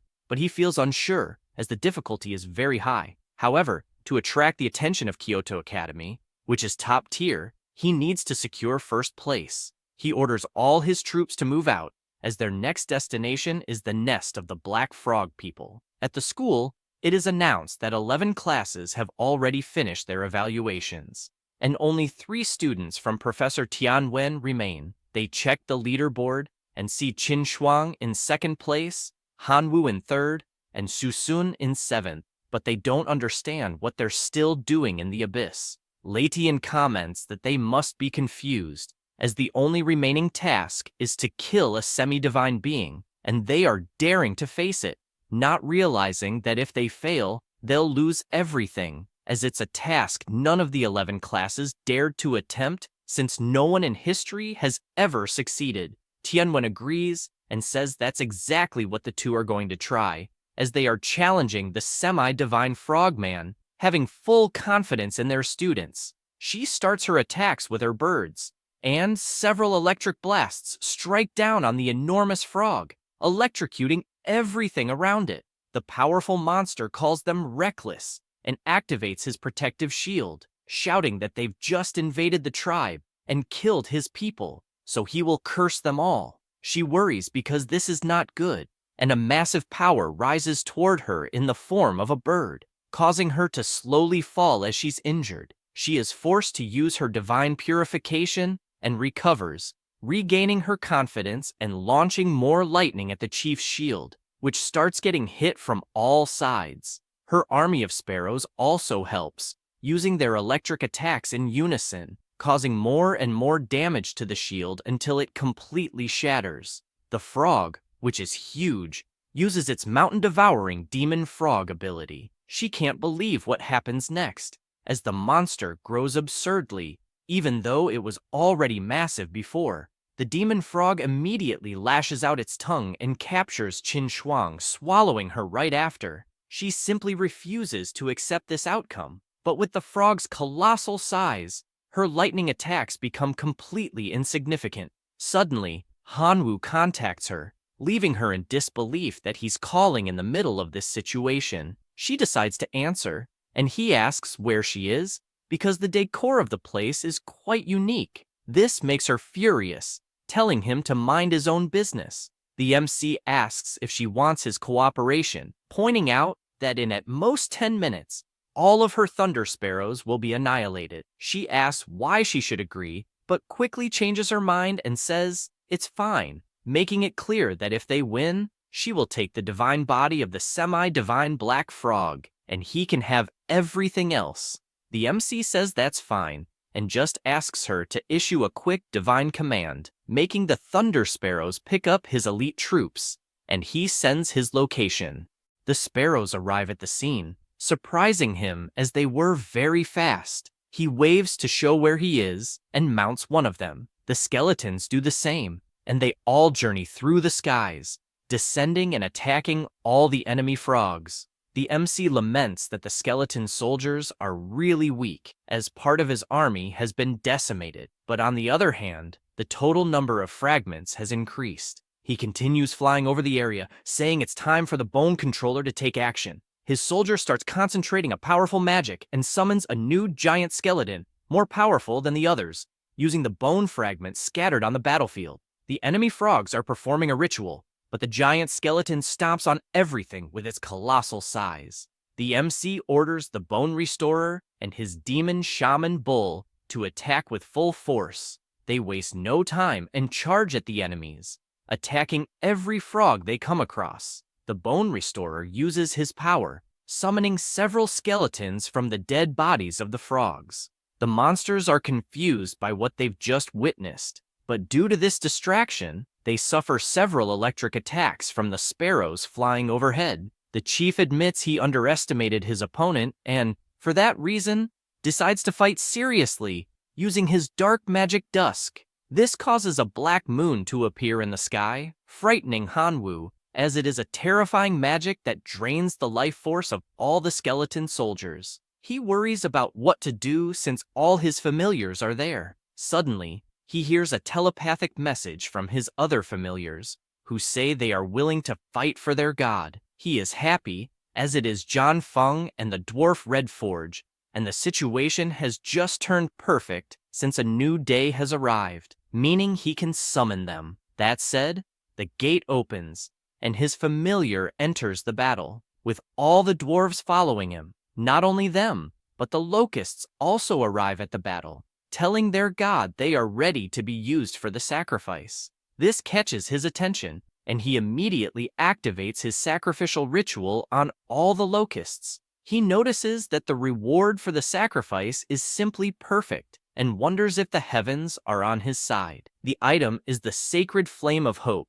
a special item that dispels darkness, eliminates any negative status, and grants positive energy to the familiars. Raising the torch, he asks for the light of the sacred flame to dispel all the darkness in the area. This worries the monsters, as their advantage has just gone down the drain. The MC simply smiles and says now it's time for the counterattack. The chief can't accept that this person has a divine item and is dissolving his dark art, as this should be completely impossible. Meanwhile, the MC flies over the battlefield, dispelling all the dark magic in the area, and upon observing the monster, he begins to suspect that Qin Shuang was swallowed by the demon frog, which devours even mountains. Thinking this, he asks his strongest familiars to kill this chief. The battle between them begins. The familiars focus on the monster's belly, which gives Qin Shuang an opening to escape. As she split the monster's stomach, she flies as high as possible, gathering an enormous amount of power, and releases it all at once, hitting the monster. Then, she gathers all the sparrows to attack as well, along with the red forged dwarves, causing several explosions on the battlefield. Meanwhile, the giant skeleton keeps trampling the remaining living frogs. The monster, despite losing, warns them not to get too cocky, but before he can finish saying that, the MC appears with his sacred item, illuminating the area and giving Qin Shuang the opportunity to unleash her most powerful attack on the chief, thus winning the battle. She informs him that, as promised, she will only take the chief's body, and the rest can go to him. The demon frog begs for its life and is willing to give everything it has in exchange for its survival. The MC says that after killing him, everything will be his anyway. He says this, and his familiar finishes off the enemy. Half an hour passes, and they gather all the treasures from the area. He asks if she's sure she doesn't want to keep any part of it. She says that a deal is a deal, so everything will go to him. Except for the chief's body, he puts a crown on his head and asks if he can at least keep this as payment for her help. She feels embarrassed, but says it's fine, she'll accept. The professor speaks telepathically, congratulating Hanwoo for doing a great job, and tells him that the directors of the top universities are interested in meeting him, so he asks him to return as soon as possible. Tianwen asks both students to follow him, but warns them not to say anything foolish, since they are about to meet some professors who are in the true God realm. They arrive at the place where everyone is gathered. The MC starts wondering if these examiners can see his unique life sacrifice ability, since everyone there is a true god. The bald one starts talking about Qin Shuang, saying that she comes from a family of true gods, and that they have many resources. He mentions that she is in possession of a divine body, as she kept the demon frog's body, and will probably create a lordly life form. Having said that, he asks how much divinity she currently has. Another examiner is surprised to see that she hasn't even ascended to the demigod status yet, and is already preparing a divine body for cultivation, and it seems the chance of success is high. The most incredible part is that even the officials, when they were demigods for years, couldn't achieve a lordly life form. The girl replies that she has 4 points of divinity. The MC, looking at her, thinks she's very clever, as she secretly accumulated 4 points of divinity and was probably invested with about 400 million divine power. Definitely, she is the face of wealth. The bald man speaks again, saying that her qualifications meet all the requirements of all the universities, and that, after completing her cultivation, she will be able to apply to any of them, finally experiencing university life. She thanks him for his generosity. He changes his expression as he now begins to speak about Hanwoo, and starts by asking if his familiars are really locusts. The MC replies that they are. With that answer, the examiner already marks an X on his report. Then he asks if his current divine points are 1. He responds affirmatively. The examiner marks another X on the paper and says he will ask one last question, wanting to know how he obtained the hero Jian Feng and the weakened version of the Lord Skeleton's incarnation that he showed in the exam. He is somewhat pleased, as it appears the examiners cannot see his ability, so he doesn't need to let them know about it. With that in mind, he says he cannot answer that question. The bald man apologizes, saying that the student does not meet any of their university's requirements, and, if he still wishes to apply, asks him only to keep working hard. The director, seeing this meeting, regrets it, as it seems the 3 professors are unable to see how excellent Hanwoo is. He just smiles and says he understands, as he will continue to work hard. The bald man wishes him all the luck in the world from here on. Tianwen tells the MC that the top universities have high standards, so it's really hard to get in. But he also mentions that there are several elite universities that would love to recruit him if he's interested. He says it's not necessary, as his true desire is to enter Imperial University. He says this and leaves the room, meeting Qin Shuang. She tells him that she's going to cultivate a lordly life form and then join one of the top universities as a reserve student, where the resources are more suitable. Knowing this, she asks if he is really going to Imperial University. Hanwoo replies that he definitely is. He says this, imagining that his parents were lost in the Star Sea of Chaos, so it will be necessary to join that specific university to learn more about it. She says she understands and that she's also going to Imperial University in the capital. After all, as a reserve student, she will definitely progress greatly with the resources they will offer, and probably, when they meet again, they will both be opponents.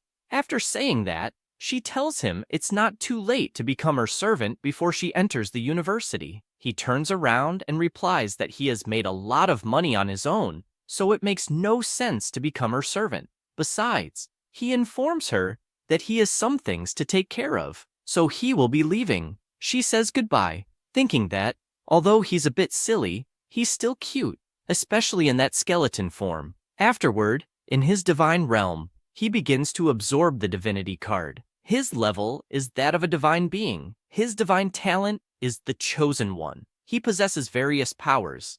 Currently, he has 219 extraordinary life forms, 49 million elite life forms, and 2 billion ordinary life forms. His familiars include John Feng, the Red Dwarf, the Bone Controller, the Bone Revitalizer, and the Demon Shaman Bull, along with many others. He is pleased because with the money he has, he will be able to upgrade his familiars' equipment, drastically increasing their battle power. However, he is currently interested in building a life leap path for the locusts. Starting by using the immolation fountain, a black cloud moves toward the locusts. He notices that their resistance and toughness have increased. Essentially, there was a significant boost in their resilience and resistance to negative effects. Clearly, it is an evolution in the defensive direction. He then decides to use the Dark Frog's heart to build the path for dark spells. With this, they will be able to fly stealthily and cause all kinds of negative effects on enemies. Now they are on the path of assassination and should be called Dark Spell Insects. Suddenly, one of his familiars contacts him telepathically, apologizing for the stupidity of their people and explaining that during the decomposition process, they accidentally dropped the sacred staff into the decomposition machine. Apologizing once again, he flies off at full speed since this will be a huge waste, and he needs to check it out personally. When he arrives, he finds the younger brother of the Hammer of Gods begging for forgiveness, having dropped the sacred staff into the decomposition machine. He tells him to calm down and simply remember this mistake so that something like this doesn't happen in the future. After saying this, he looks at the machine processing the staff. In exchange for using such a great item in the machine, the system provides 3 different items: 2 fire crystals, a golden crystal, and a source of sacred artifacts that can be used to improve and repair sacred items. He is surprised, as it seems possible to repair sacred items, and wonders if his law of gluttony, which seems to be broken, could be repaired. He says this while looking at the options in his system. A notification informs him that common life forms can evolve into elite life forms by consuming more than 999 times their own energy. He notes that it used to be 1,000 times, but now the requirement has decreased, deducing that with the sacred source, it should be possible to completely fix the law of gluttony. However, the sacred artifact source needs to be disassembled from sacred items, and he can't imagine where he would get so many sacred items. He decides to check what people online are saying. The topic is, the user possesses a weapon that is both divine and sacred, damaged in a battle in the wilderness, and without it, their combat ability has decreased significantly. Now they are seeking help from someone in the divine realm to restore it, and any amount of divine power will suffice as long as the artifact can be repaired. The first person tells them to give up, as it's impossible. The second says they once tried to fix it, but to no avail. The MC wonders if the sacred relic source could repair a weapon that is both divine and sacred. With this in mind, he replies to the forum that he might be able to help, and if they want to try, they should contact him privately. This person quickly calls the MC, surprising him with the speed of the response, and when he answers, the person asks if he can really help him restore the weapon he has. He responds that he'll at least try since this guy posted so long ago and apparently hasn't found a solution, so he has nothing to lose. He asks him to trust him and send some sacred relics. The guy says he already downloaded the anti-fraud system from the divine realm, so there's no point in trying to trick him. After that, he asks what level of relic will be needed, mentioning that he can give anything below level 4, but if a higher level is needed, it will take some time to get it.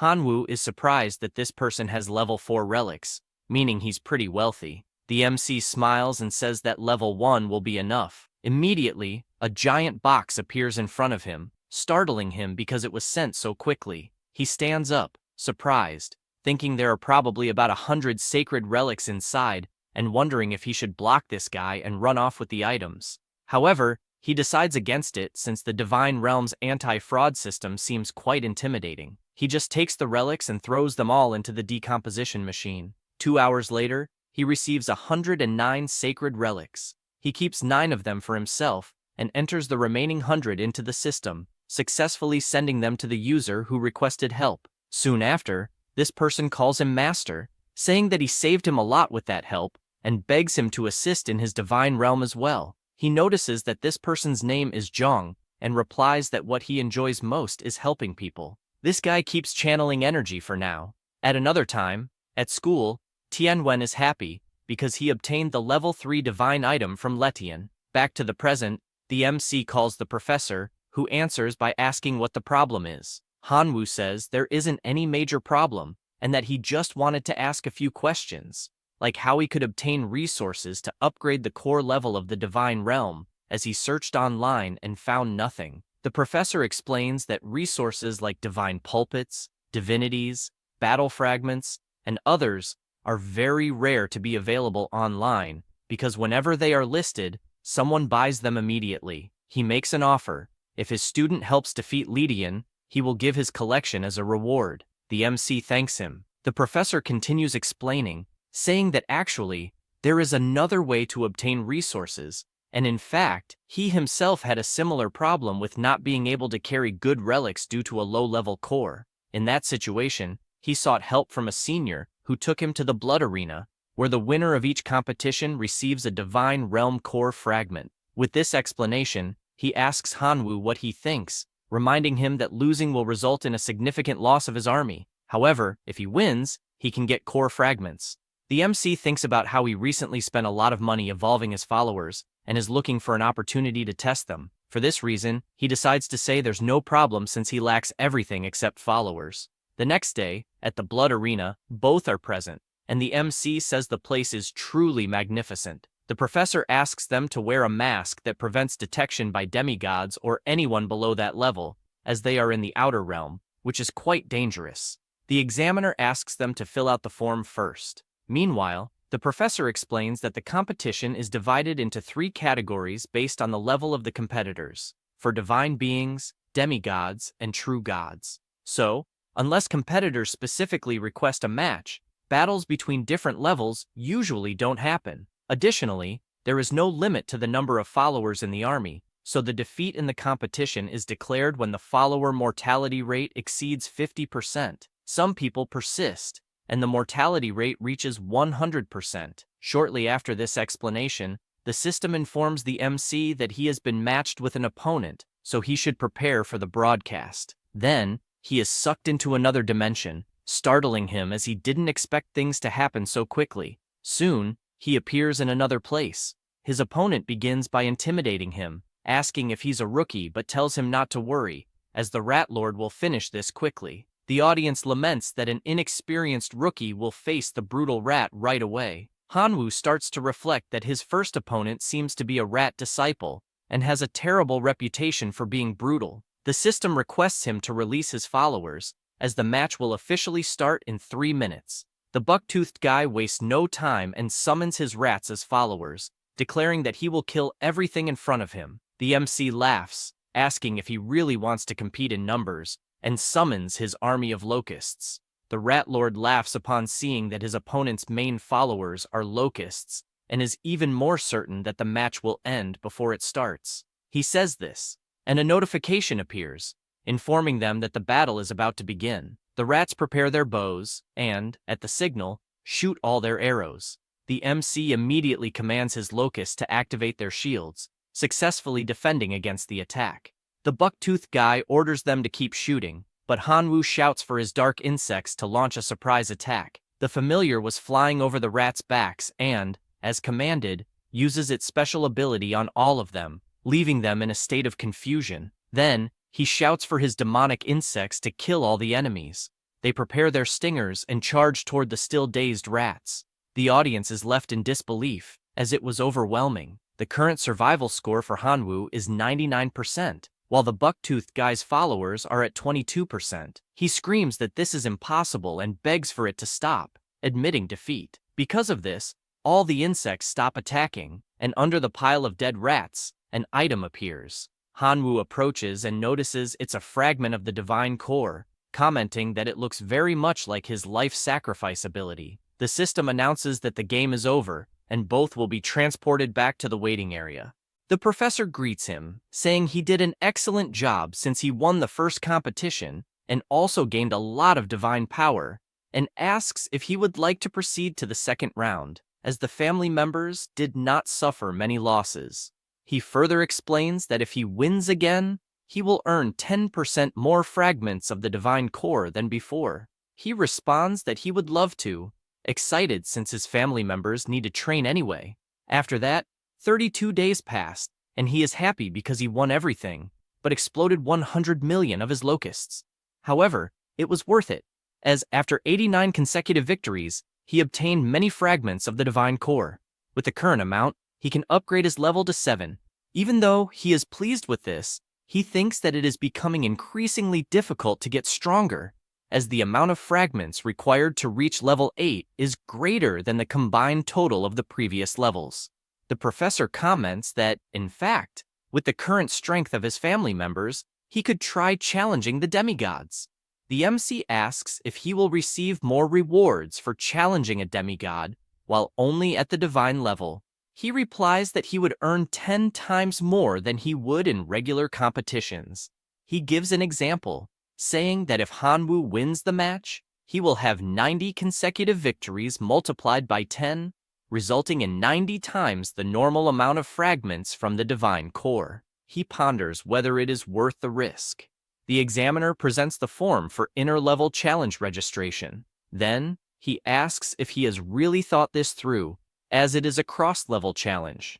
The MC replies that he definitely wants to. In the arena, everyone is commenting about the Locust Boy, who has been in the bloody arena for about 30 days and now thinks he can do whatever he wants just because he is the big star of the tournament, challenging the strongest. One guy comments that the demigods have higher levels of divine core and can carry superior sacred artifacts, so it is crazy for a Locust Boy to challenge them. Another comments that the kid needs to get a beating to learn a lesson. The professor warns that at that exact moment, the odds are 1 in 100, and even the entire audience does not like him. He says he is fine with that, and since he cannot bet on himself, asks the professor to bet 10 million power on him. Tianwen enjoys seeing all this confidence and says he will bet an additional 5 million from his own pocket, since all hopes rest completely on him, and also warns that if he wins, he will gift a magical weapon. The MC thanks him for his generosity, thinking that he doesn't even care about a magical weapon, as he is just excited to fight someone so strong. He goes to his divine realm, as he hasn't added any sacred artifacts to his divine core, and wonders what he should add, as the law of gluttony and the pearls of poisonous mist seem almost insignificant. Suddenly, the guy who had helped him before contacts him, asking if his master has extracted the source of sacred items that day. Hanwoo confirms if this guy can really find level 4 or lower sacred items. He replies that he has a large stock of level 4 or lower sacred items and can send them if needed. Excited, he responds that he actually needs powerful level 2 sacred items, preferably with poison, earth, darkness, and fire attributes. Hardly asking for this, a giant box appears before him, coming to the conclusion that this guy is definitely very rich. He starts by acquiring the level 2 sacred relic, Lava Orb of Earth and Fire. It has earth and fire attributes, which can improve the defense and resistance of his family members, as well as enhance their recovery rate. The second item is a level 2 sacred relic, the Nail of Shadows. This has a shadow attribute. When charged to the domain core, it allows the compatible family member to understand the level 2 ability, restricting the opponent's movement by nailing their shadow. He finds both interesting, as they are good for the submerged locusts and the locusts of the Dark Curse. That said, he decides to combine the two relics, causing a massive explosion in the sky. Then, he summons his locusts to absorb the new power, and immediately they become more powerful, as they have evolved once again. This makes him more confident, as future battles will be promising. Hardly finishing this thought, he is summoned by the battle arena, which asks the competitors to go immediately to the preparation arena. He teleports right away. Upon arriving at the battle arena, he finds the crowd cheering frantically for Mr. Elephant. The demigod is pleased, as it must be quite a stroke of luck to encounter an inexperienced rookie in the bloody arena, and he asks if he is ready to die along with his family members. He also says it is admirable for someone of low level to challenge a demigod, but makes it clear that courage is not strength, and for this reason, he will show the terror that someone of this level can be, subsequently summoning his army of giant mammoths. The audience supports him, urging him to crush everything and put on a show in this battle. He mounts his giant mammoth and asks the MC to do his best to entertain the crowd. He responds that it's fine and asks for his swarm of locusts to appear, feeling confident in his dark curse locust, as it has been nurtured by the combination of the law of gluttony and the shadow nail. The explosive submerged locust also had a combination of gluttony and the lava of earth and fire. His opponent finds this interesting and believes the fight will be cool, then asks his army of mammoths to attack the locusts that are on the way. Hanwoo does the same and commands the dark cursed locusts to attack, then launches their stingers, completely immobilizing the monster's shadow upon hitting it.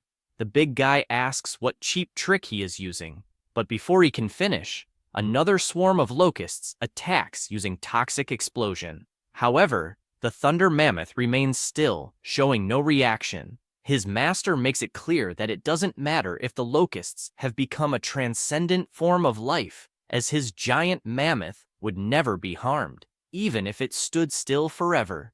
The MC asks if he is sure about that. Then, a colossal explosion erupts in the arena.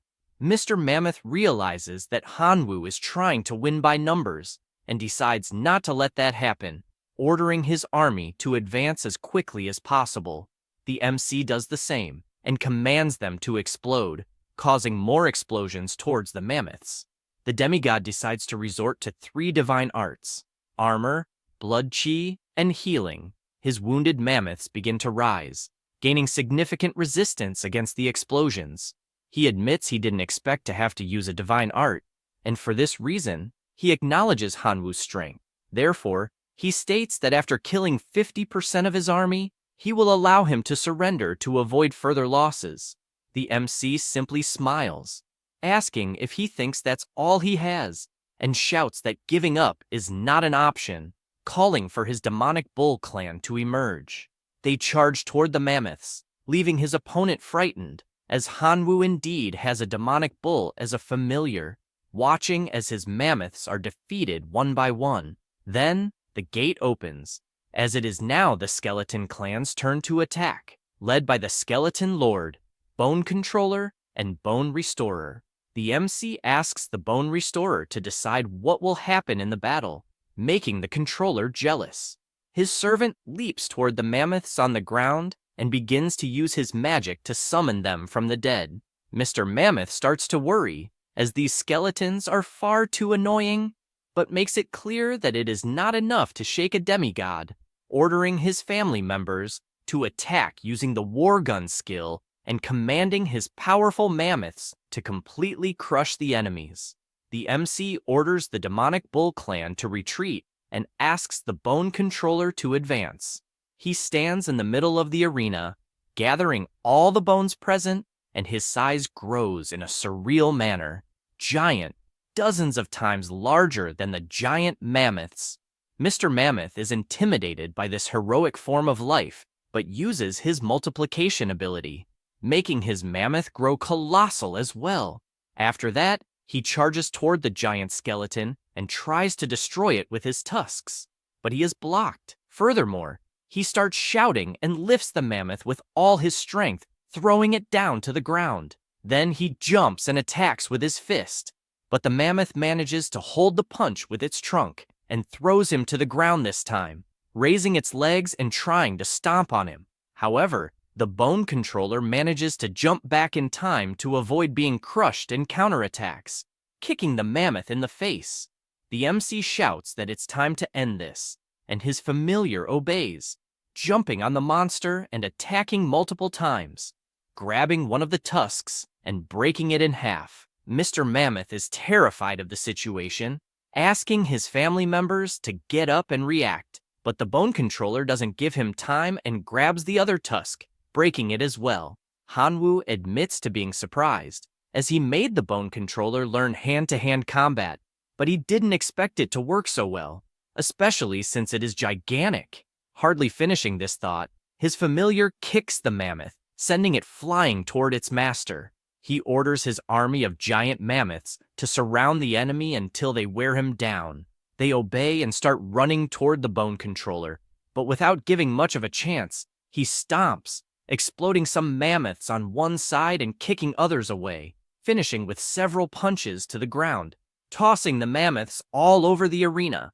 However, the army of mammoths is still very large, and many of them manage to reach the familiar, hitting its leg and making it fall to the ground, allowing everyone to swarm and attack. The enemy shouts to finish off the giant skeleton at all costs, but the MC doesn't stay still and asks his demonic bull to rescue the bone controller.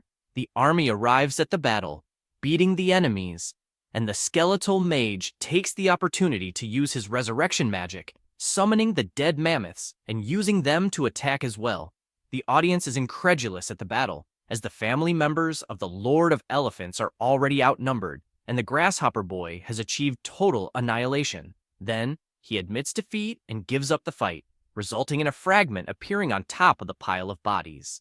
The MC approaches to pick it up and notes how heavy the fragment is coming from a demigod. Suddenly, someone calls for Hanwoo, saying that the administration of the Bloody Arena wants to meet him, being teleported immediately without even realizing it. Upon arriving at the location, a person asks him not to be afraid, as they will not harm him. He asks what they intend, dragging him forcefully there. The administration explains that they watched the fight, and it was an excellent demonstration of talent, proof that he is worthy of being the heir of the Bloody Arena, explaining that this place is a test to choose a successor for the master, and that anyone who manages to win the challenges and the rankings will be in a position to be the successor in the Bloody Arena. With that said, they ask if he would like to be that person.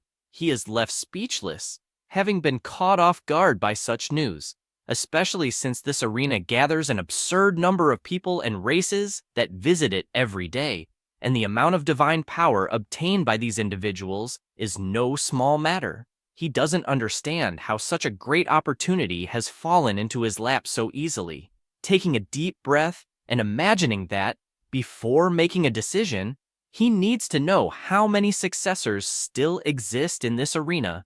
He then asks what the advantages and responsibilities of being a successor of the Bloody Arena are. The hologram soon notes that Hanwoo is not there for his own interests, and this is surprising. Due to this sincerity, they decide to explain, stating that there are currently 349 successors, among them 221 divine beings, 118 demigods, 9 true gods, and only 1 supreme god. They also explain that upon becoming a successor, he will receive the eternal coordinates of the Bloody Arena and will be able to teleport without any equipment to any of the realms of the arena at a cost of 1 million divine power per teleport. In addition, he will also receive the license to build a special blood arena in his divine realm to create familiars. He then explains that upon reaching 500 successors, the Bloody Arena will initiate the succession ceremony, which will take place in the arena itself, and the best among the 500 successors will become the master of the Bloody Arena.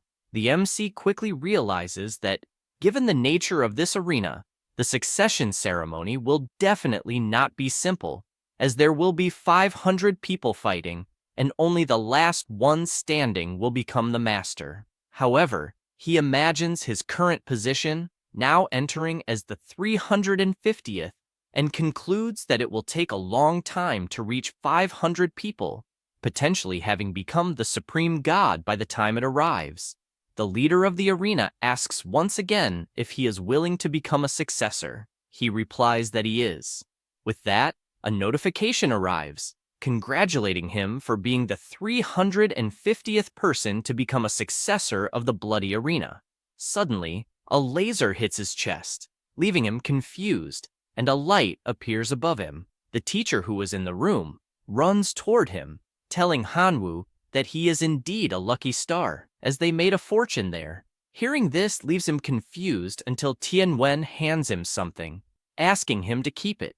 He looks at the screen of the cell phone and simply cannot believe that there are so many zeros there, as his account now stands at 1 billion. He comments that it is really hard to imagine how to spend so much, but suggests that he buy a suitable magical weapon first. Hanwoo asks if he is sure about that, as he is still just a divine being, not even a demigod, so he is not sure if he could control a magical weapon. He asks him not to worry, as a teacher, he would not suggest something that would harm him. Moreover, he knows a very good store that he can recommend. The MC says that this is perfect, as it is quite a coincidence since he wanted a new weapon. Suddenly, Mr. Mammoth appears running, calling out, "Grasshopper boy," and saying that he finally found him. The MC runs behind the teacher, asking him to save him. The teacher protects him, saying that in his presence, no one would dare harm one of his students. The bearded man asks them to calm down, as he is not there for revenge or anything like that, and explains that he would just like to befriend them, saying his name is Meng and he is a freshman at Western University. The MC greets him and asks if he is really from that university, making sense of why he is so powerful. He comments that Hanwoo is still not old enough to take the exams and would like to know which university he is thinking of going to. The MC replies that he is not going to any, as he is still a high school student and therefore cannot even take those exams. The guy is flabbergasted, unable to believe that this is true, and says it is impossible. It must be a joke. He asks why he would lie, adding that the person behind him is his teacher and could guarantee it. Tianwen confirms the information and mentions that the MC was even invited by some universities, but his goal is to get into Imperial University. However, the professor responsible for that university was not interested in him. Mr. Mammoth says he understands and praises him for thinking big, as Imperial University is the most powerful among the top 3, and wishes him all the luck in the world to succeed one day. He explains that he will report this case to his own university that night, and probably the higher-ups will contact him, in addition to asking him to keep his family members updated as much as possible to get on the university's reserve list. Hanwoo, suspicious, asks if he will really help him like this, just out of the blue. The bearded man laughs and says that this is obvious, as he sees great potential in him, but makes it clear that the path to becoming a demigod is long, and it is naturally easier to have several partners who can trust each other than to fight alone. He also explains that after recommending him to the university, and if he gets in, he himself will also receive a bonus in the form of resources, so it is a mutual gain. Hanwoo says he understands and thanks him for the help. The demigod says it's nothing special and only asks that he continue working hard. He suggests that he invest heavily in the main familiars and, in the near future, in heroic life forms. After all this, the MC goes to Wanbao Street, heading towards the treasure pavilion. The professor accompanying him asks to enter, and a beautiful woman is inside, welcoming the two of them and asking what level of equipment they are looking for, or perhaps if they are there to meet the master blacksmith. They walk inside, and she mentions that she has already contacted Master Tony, informing him that Tianwen is there to see him. The MC finds the name Master Tony strange, as it sounds more like a good hairdresser, and wonders if he is really a professional blacksmith. After walking a bit, she politely asks them to enter the portal. The two stare at each other for a moment and decide to cross it. Upon arriving on the other side, Tony tells Tianwen that this time he brought a very fat sheep. The MC laughs, wondering if it's too late to run away. The professor steps in front and asks the blacksmith to be serious, as there is a student present. The hefty man decides to explain how things work there, stating that the shop is friendly to everyone, but there are no special discounts for students. This leaves him upset, as there should be some student packages since it's not easy to make money as a student, and he had to work so hard to earn $1 billion. The professor tells Hanwoo that, despite Master Tony's tough talk, He is an excellent blacksmith. The hefty man feels happy to hear this, as, after so many years, he finally hears a kind word from the professor. But inside, he wonders who he is calling tough. He invites the MC into the tent as he will show him his work. The place is huge, truly impressing Hanwoo. The master craftsman explains that each piece has his seal of approval and is made by him personally. As they walk around, the professor asks the MC what he liked most inside. He ponders, considering the possibility of having to face a test from Western University in the future, noting that goo pots are worth 4 divine beings, which is less than 600 million divine beings. But without thinking too much, he says he wants that. The 2-star magical weapon, the goo pot, explaining that this item contains a space that can host up to 100,000 insects for the goo refinement ceremony. The insects will fight each other, and the last survivor has a certain chance of leveling up, potentially reaching the heroic life form. The professor is pleased with this choice because, although the goo pot is not very powerful in itself, it is the most suitable artifact for Hanwoo. Tony informs that it costs 4 divinities or 580 million divine power, and asks if he thinks it's worth paying such a price. The MC is shocked by the price, but Tianwen draws the blacksmith's attention, asking him to charge less or give it for free, or else he will scold him. He says it's fine and charges 600 million, even throwing in a 0-star artifact, the Eye of Detection. After that, the two leave happy with their purchases. But the blacksmith calls out to his guest, saying he created a new special artifact based on the remnants of a lost civilization and mentions that it might suit his style. The professor takes the artifact in his hand to check what it is, and, after analyzing it carefully, begins to yell at his friend because, despite treating him well, he's still treating him like an idiot, and says that this ball has no power at all and asks why he's trying to trick him. Tony asks him to calm down, saying he will explain, and informs him that it's called Greedy Wolf and came from a civilization lost long ago. This greedy wolf frequently liked to plunder, and, as everyone knows, artifacts can't be used by another master. After plundering these items, they were treated as mere scrap. The ruler of that civilization was particularly saddened and mobilized all the skilled artisans, finally creating the divine artifact, Greedy Wolf. Having said that, he informs the MC that he will offer a special discount, and because it's an artifact from a lost civilization, he will charge only 1 billion divine power. He finds this price very cheap, as it's an artifact that caused the destruction of a powerful civilization, and wonders if this is some kind of joke. The chubby guy comments that the artifact still has minor flaws. It can devour artifacts to grow, but it will grow 10 times slower, and after devouring, it can inherit some passive abilities, but it can't inherit divine spells. The professor asks if this isn't just a waste. He replies no, asking to be insulted all he wants but never dare insult his work. Hanwoo immediately says he'll buy it for 400 million. Tianwen asks him not to do that, as 400 million is a lot of money.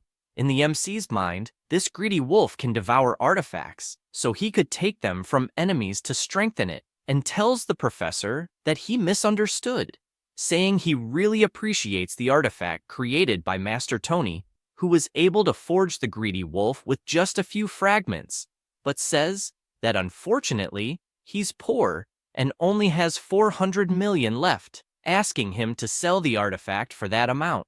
The chubby guy asks if he really values this item so much. He replies that of course he does.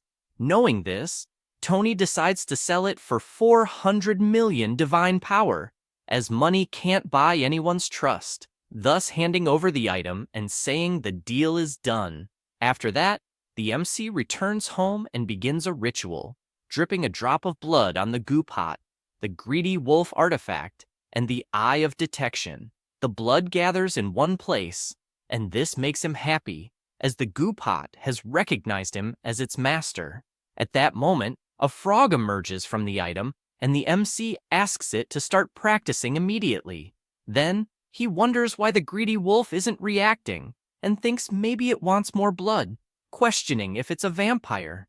Suddenly, the artifact starts to glow brightly, and a wolf appears in front of him. He wonders if it's the greedy wolf, as it looks more like a dumb dog. The wolf immediately says it wants to eat artifacts, and the MC becomes thoughtful, as the law of gluttony affected it right after being summoned, and he doesn't know how on earth he's going to find artifacts to offer, since he's broke at the moment. Throwing a crystal he had at the moment, the wolf immediately jumps to devour it. Meanwhile, he decides to check on what his other familiars are doing. The locusts are training, the red dwarves are mining, the demon bulls are reading about building structures. Jian Feng is still meditating to increase his power, and the skeletons are feeding on crystals. He knows that thanks to the source of sacred items he obtained earlier, he finally repaired and upgraded his law of gluttony to level 3, and the effect at this level is quite strong, making it possible to evolve an elite life form just by eating. With his eyes still gleaming, he imagines that with a few more upgrades, common life forms could evolve into extraordinary life forms. So his locusts will evolve significantly if they have enough food. A week later, the time for a new sacrifice arrives. Raising his hand and saying he will sacrifice 13 billion locusts this time, a giant vortex appears, and he immediately notices the reward for sacrificing 13 billion locusts, which is much better than the last one. The first option is 10,000 night demon hunters, an extraordinary life form. The second option is a 3-star artifact, the Steel Blade. It allows core familiars to summon a steel blade as a weapon, increases strength against beasts by 15%, and adds a divine art called Sovereign. The third option is a level 2 sacred item, the Stone of Enlightenment. There is a chance for a core familiar to be transformed into a semi-human form. He thinks the last option is incredible and decides to choose it. The item then appears in his hand, and he immediately breaks it. A beam of light from the sky shooting toward the elite locusts, evolving all of them, leaving the MC amazed at what he is witnessing. Now, he possesses the Locust Man. It is an extraordinary life form, and its talents are flight, low intelligence, and a humanoid body. He is impressed because the faith power of his new familiar is extremely high, at 50,000 per day. At that moment, he receives a call from the professor. Tianwen tells him that Western University has issued a notice for him to take the test again, and an admissions professor will be coming to the school the next day to test him, asking him to prepare in advance. He thanks him for the warning. The next day at school, Shuju approaches him, asking how the divine realm has been lately, and says that if he needs some resources, just let him know. Although he can't get them himself, he has many demigods in the family who can. This makes him happy, and he asks if by chance he could get some divine core fragments, since he needs a certain amount to go from level 7 to 10. His friend says it won't be a problem, but unfortunately, it's quite expensive, and, even considering their relationship, it will still cost 400 million divine power. He says he understands, thinking that poverty really limits a person's evolution. Shuju offers an alternative, saying that his family made a proposal to sell him 1,000 skeleton knights, an extraordinary life form, which could compensate for that amount in divine power. The MC, without thinking twice, says it's a deal, since they're talking about skeleton knights. His friend feels a bit annoyed by such a quick response, thinking maybe he should have asked for the bone controller, a heroic life form. At that moment, Tianwen enters the room calling for Hanwu, informing him that the evaluator from Western University is waiting in the teacher's room. Upon arriving, he sees the bald man again, who comments that he remembers him as a student who didn't pass the test, but managed to get an internal recommendation, and says it won't help much since Western University is much harder than the high school exam. He also mentions that to prevent cheating, only core familiars authorized for the test will be allowed, and as far as he recalls, his familiars are locusts. After saying this, he asks the student if he has any questions. The student replies that he does not. The evaluator explains that the test is to invade a small civilized village on the outskirts of the field called Duolong City, and this place has a solid hierarchy and career system that will directly affect both the familiar and the master. Once recognized by the system as a disaster demon, the professionals in Duolong will hunt him down to completely destroy him. The mission is simple. He must kill at least one master who guards Duolong City. The MC asks how many troops and masters there are in this city. The man with the mustache replies that although the city is not large, the average population is 10 million, with more than 10% being professionals, and there are 5 heroes. For any additional information, he will have to explore on his own, and he is told that he has 1 hour to prepare. Hanwoo tells his professor that he would like to use the recently obtained class points to exchange for 3 level 1 sacred items. He is told to simply choose. After this, back in the core of the divine realm, he places the missing fragment, and with that, his divine core is upgraded to level 10, and the space has expanded. Now he decides to equip the 3 sacred items he just obtained, starting with a level 1 item, Poison Gland. Once loaded into the divine core, there is a chance that core familiars will acquire the poison attribute and develop a poison gland. The second is a level 1 sacred item, Earth Core. Once loaded into the divine core, there is a chance that core familiars will gain the earth attribute and improve their defense. Lastly, another level 1 item, the Goblin Short Bow. It is both a sacred item and a divine weapon.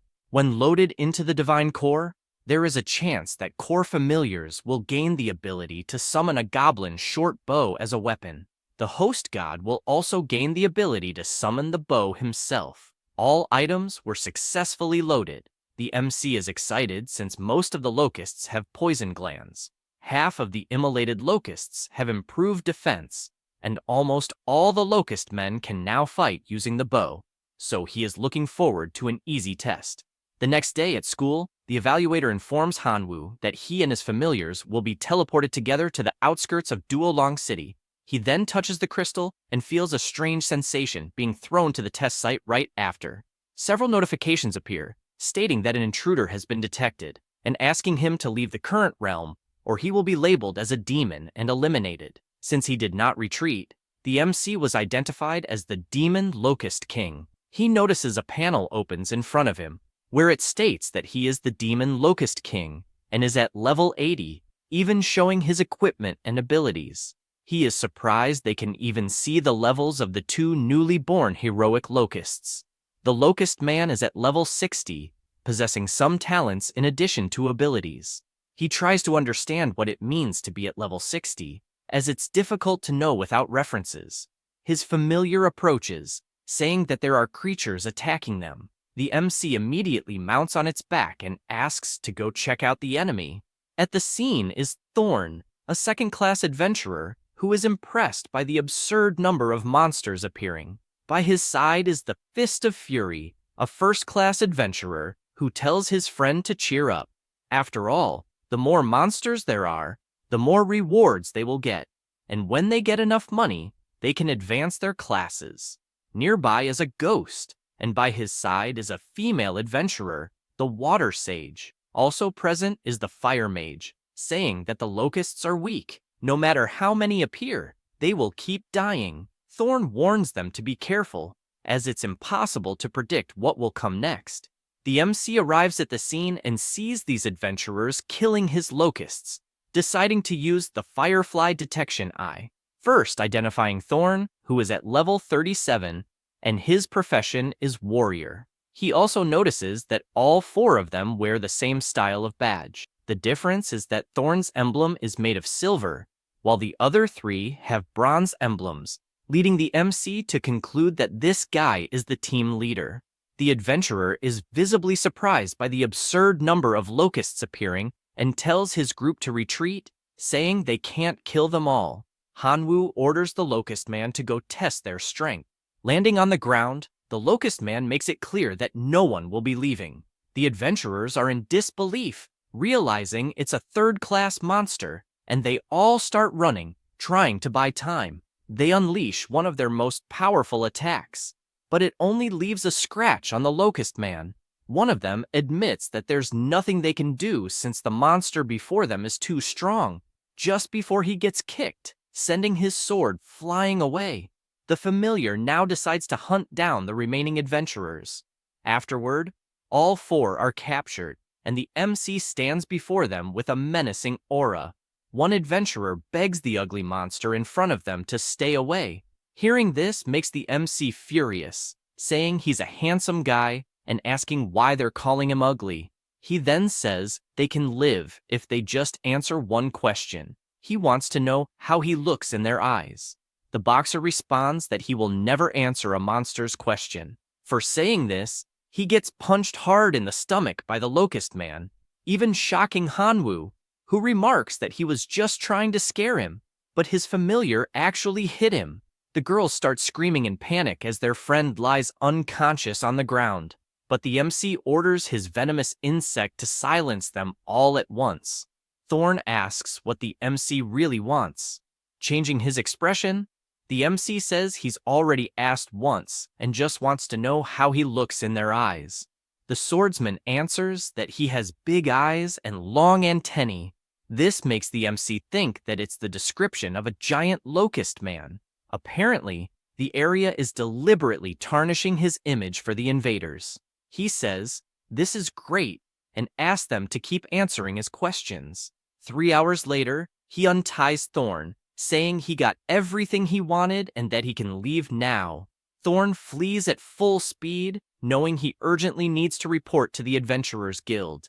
Naturally, the MC begins following him through the air and becomes aware of the location of the others. He apologizes, saying he can't have his whereabouts exposed so easily, and asks him to rest a bit before leaving, casting a spell that puts him to sleep. Hanwoo becomes thoughtful, realizing that according to Thorn, there are millions of adventurers in the city, and if they attack the place directly, they will likely lose. He concludes that he must find a way to boost his army's combat power to at least level 60 or higher. Nearby, he notices the presence of goblins, which, like it or not, are better than nothing. He realizes that all the goblins are low level, but their leader is at level 62, reaching the 3rd level, and wonders how he obtained that class. Curious, he asks the leader how he achieved it. The leader responds that he ate many class fragments left behind by adventurers, and that's how he got a class. The MC is pleased with this information, realizing that apparently, if his locusts eat 39 class fragments, they too can obtain a class. He immediately summons his locusts and gives 2 orders: to keep an eye on the Adventurers Guild and to collect class fragments. 3 days later, he has gathered plenty of fragments and thinks it's time to start fusing them. He begins his ritual, and the class selection appears, offering options like mage, fighter, warrior, and archer. Choosing the last option, archer, he figures that a long-range attack method is perfect for the Locust Man. The MC is pleased since the bow worked perfectly on his familiar, and now he wishes he could absorb another corresponding 1st level class to boost it straight to the 3rd level.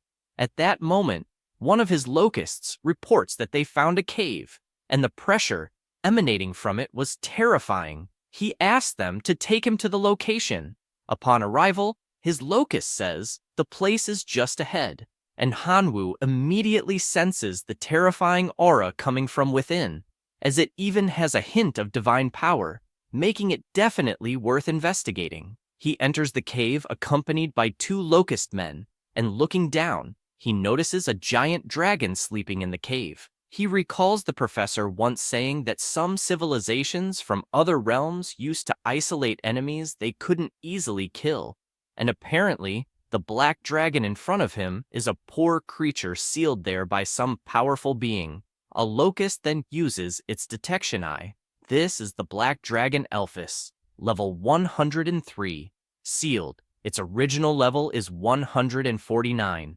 Its profession is a rebel, belonging to a special race, with other details unknown. Suddenly, the dragon opens its eyes, leaving the locusts stunned. The MC yells at his familiars to stop, but both are trembling in fear.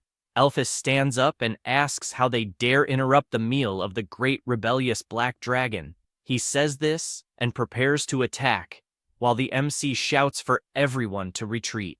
Several explosions follow, 5 minutes pass, and he returns to the dragon's lair, asking if it's done venting. The black dragon gets ready again, calling Hanwoo insignificant scum since he's trying to take advantage and, for that, will never be forgiven. The MC runs again, knowing there are still 4 minutes left. After 10 minutes, Hanwoo returns and tells the dragon he's not there to provoke him. On the contrary, he's there to help. Elphys says he has already seen through his tricks, so he asks him to leave immediately before he has to devour him whole. The MC grabs his bow and asks if, being trapped like that, he could devour anyone, launching an arrow that bounces off the dragon's scales. The dragon asks if he's really going to keep making insignificant attacks since, as a black dragon, he has absolute defense.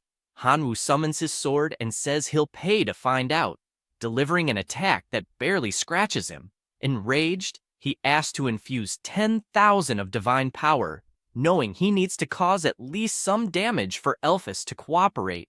Then he unleashes much more powerful attacks, and this time, blood begins to flow. The dragon becomes furious, asking how he dares wound a supreme being in such a way. The MC replies that he has many more weapons, and if Elphys keeps talking nonsense, he might end up dead. That's all, folks. If you enjoy the video, subscribe and hit the bell. Thanks.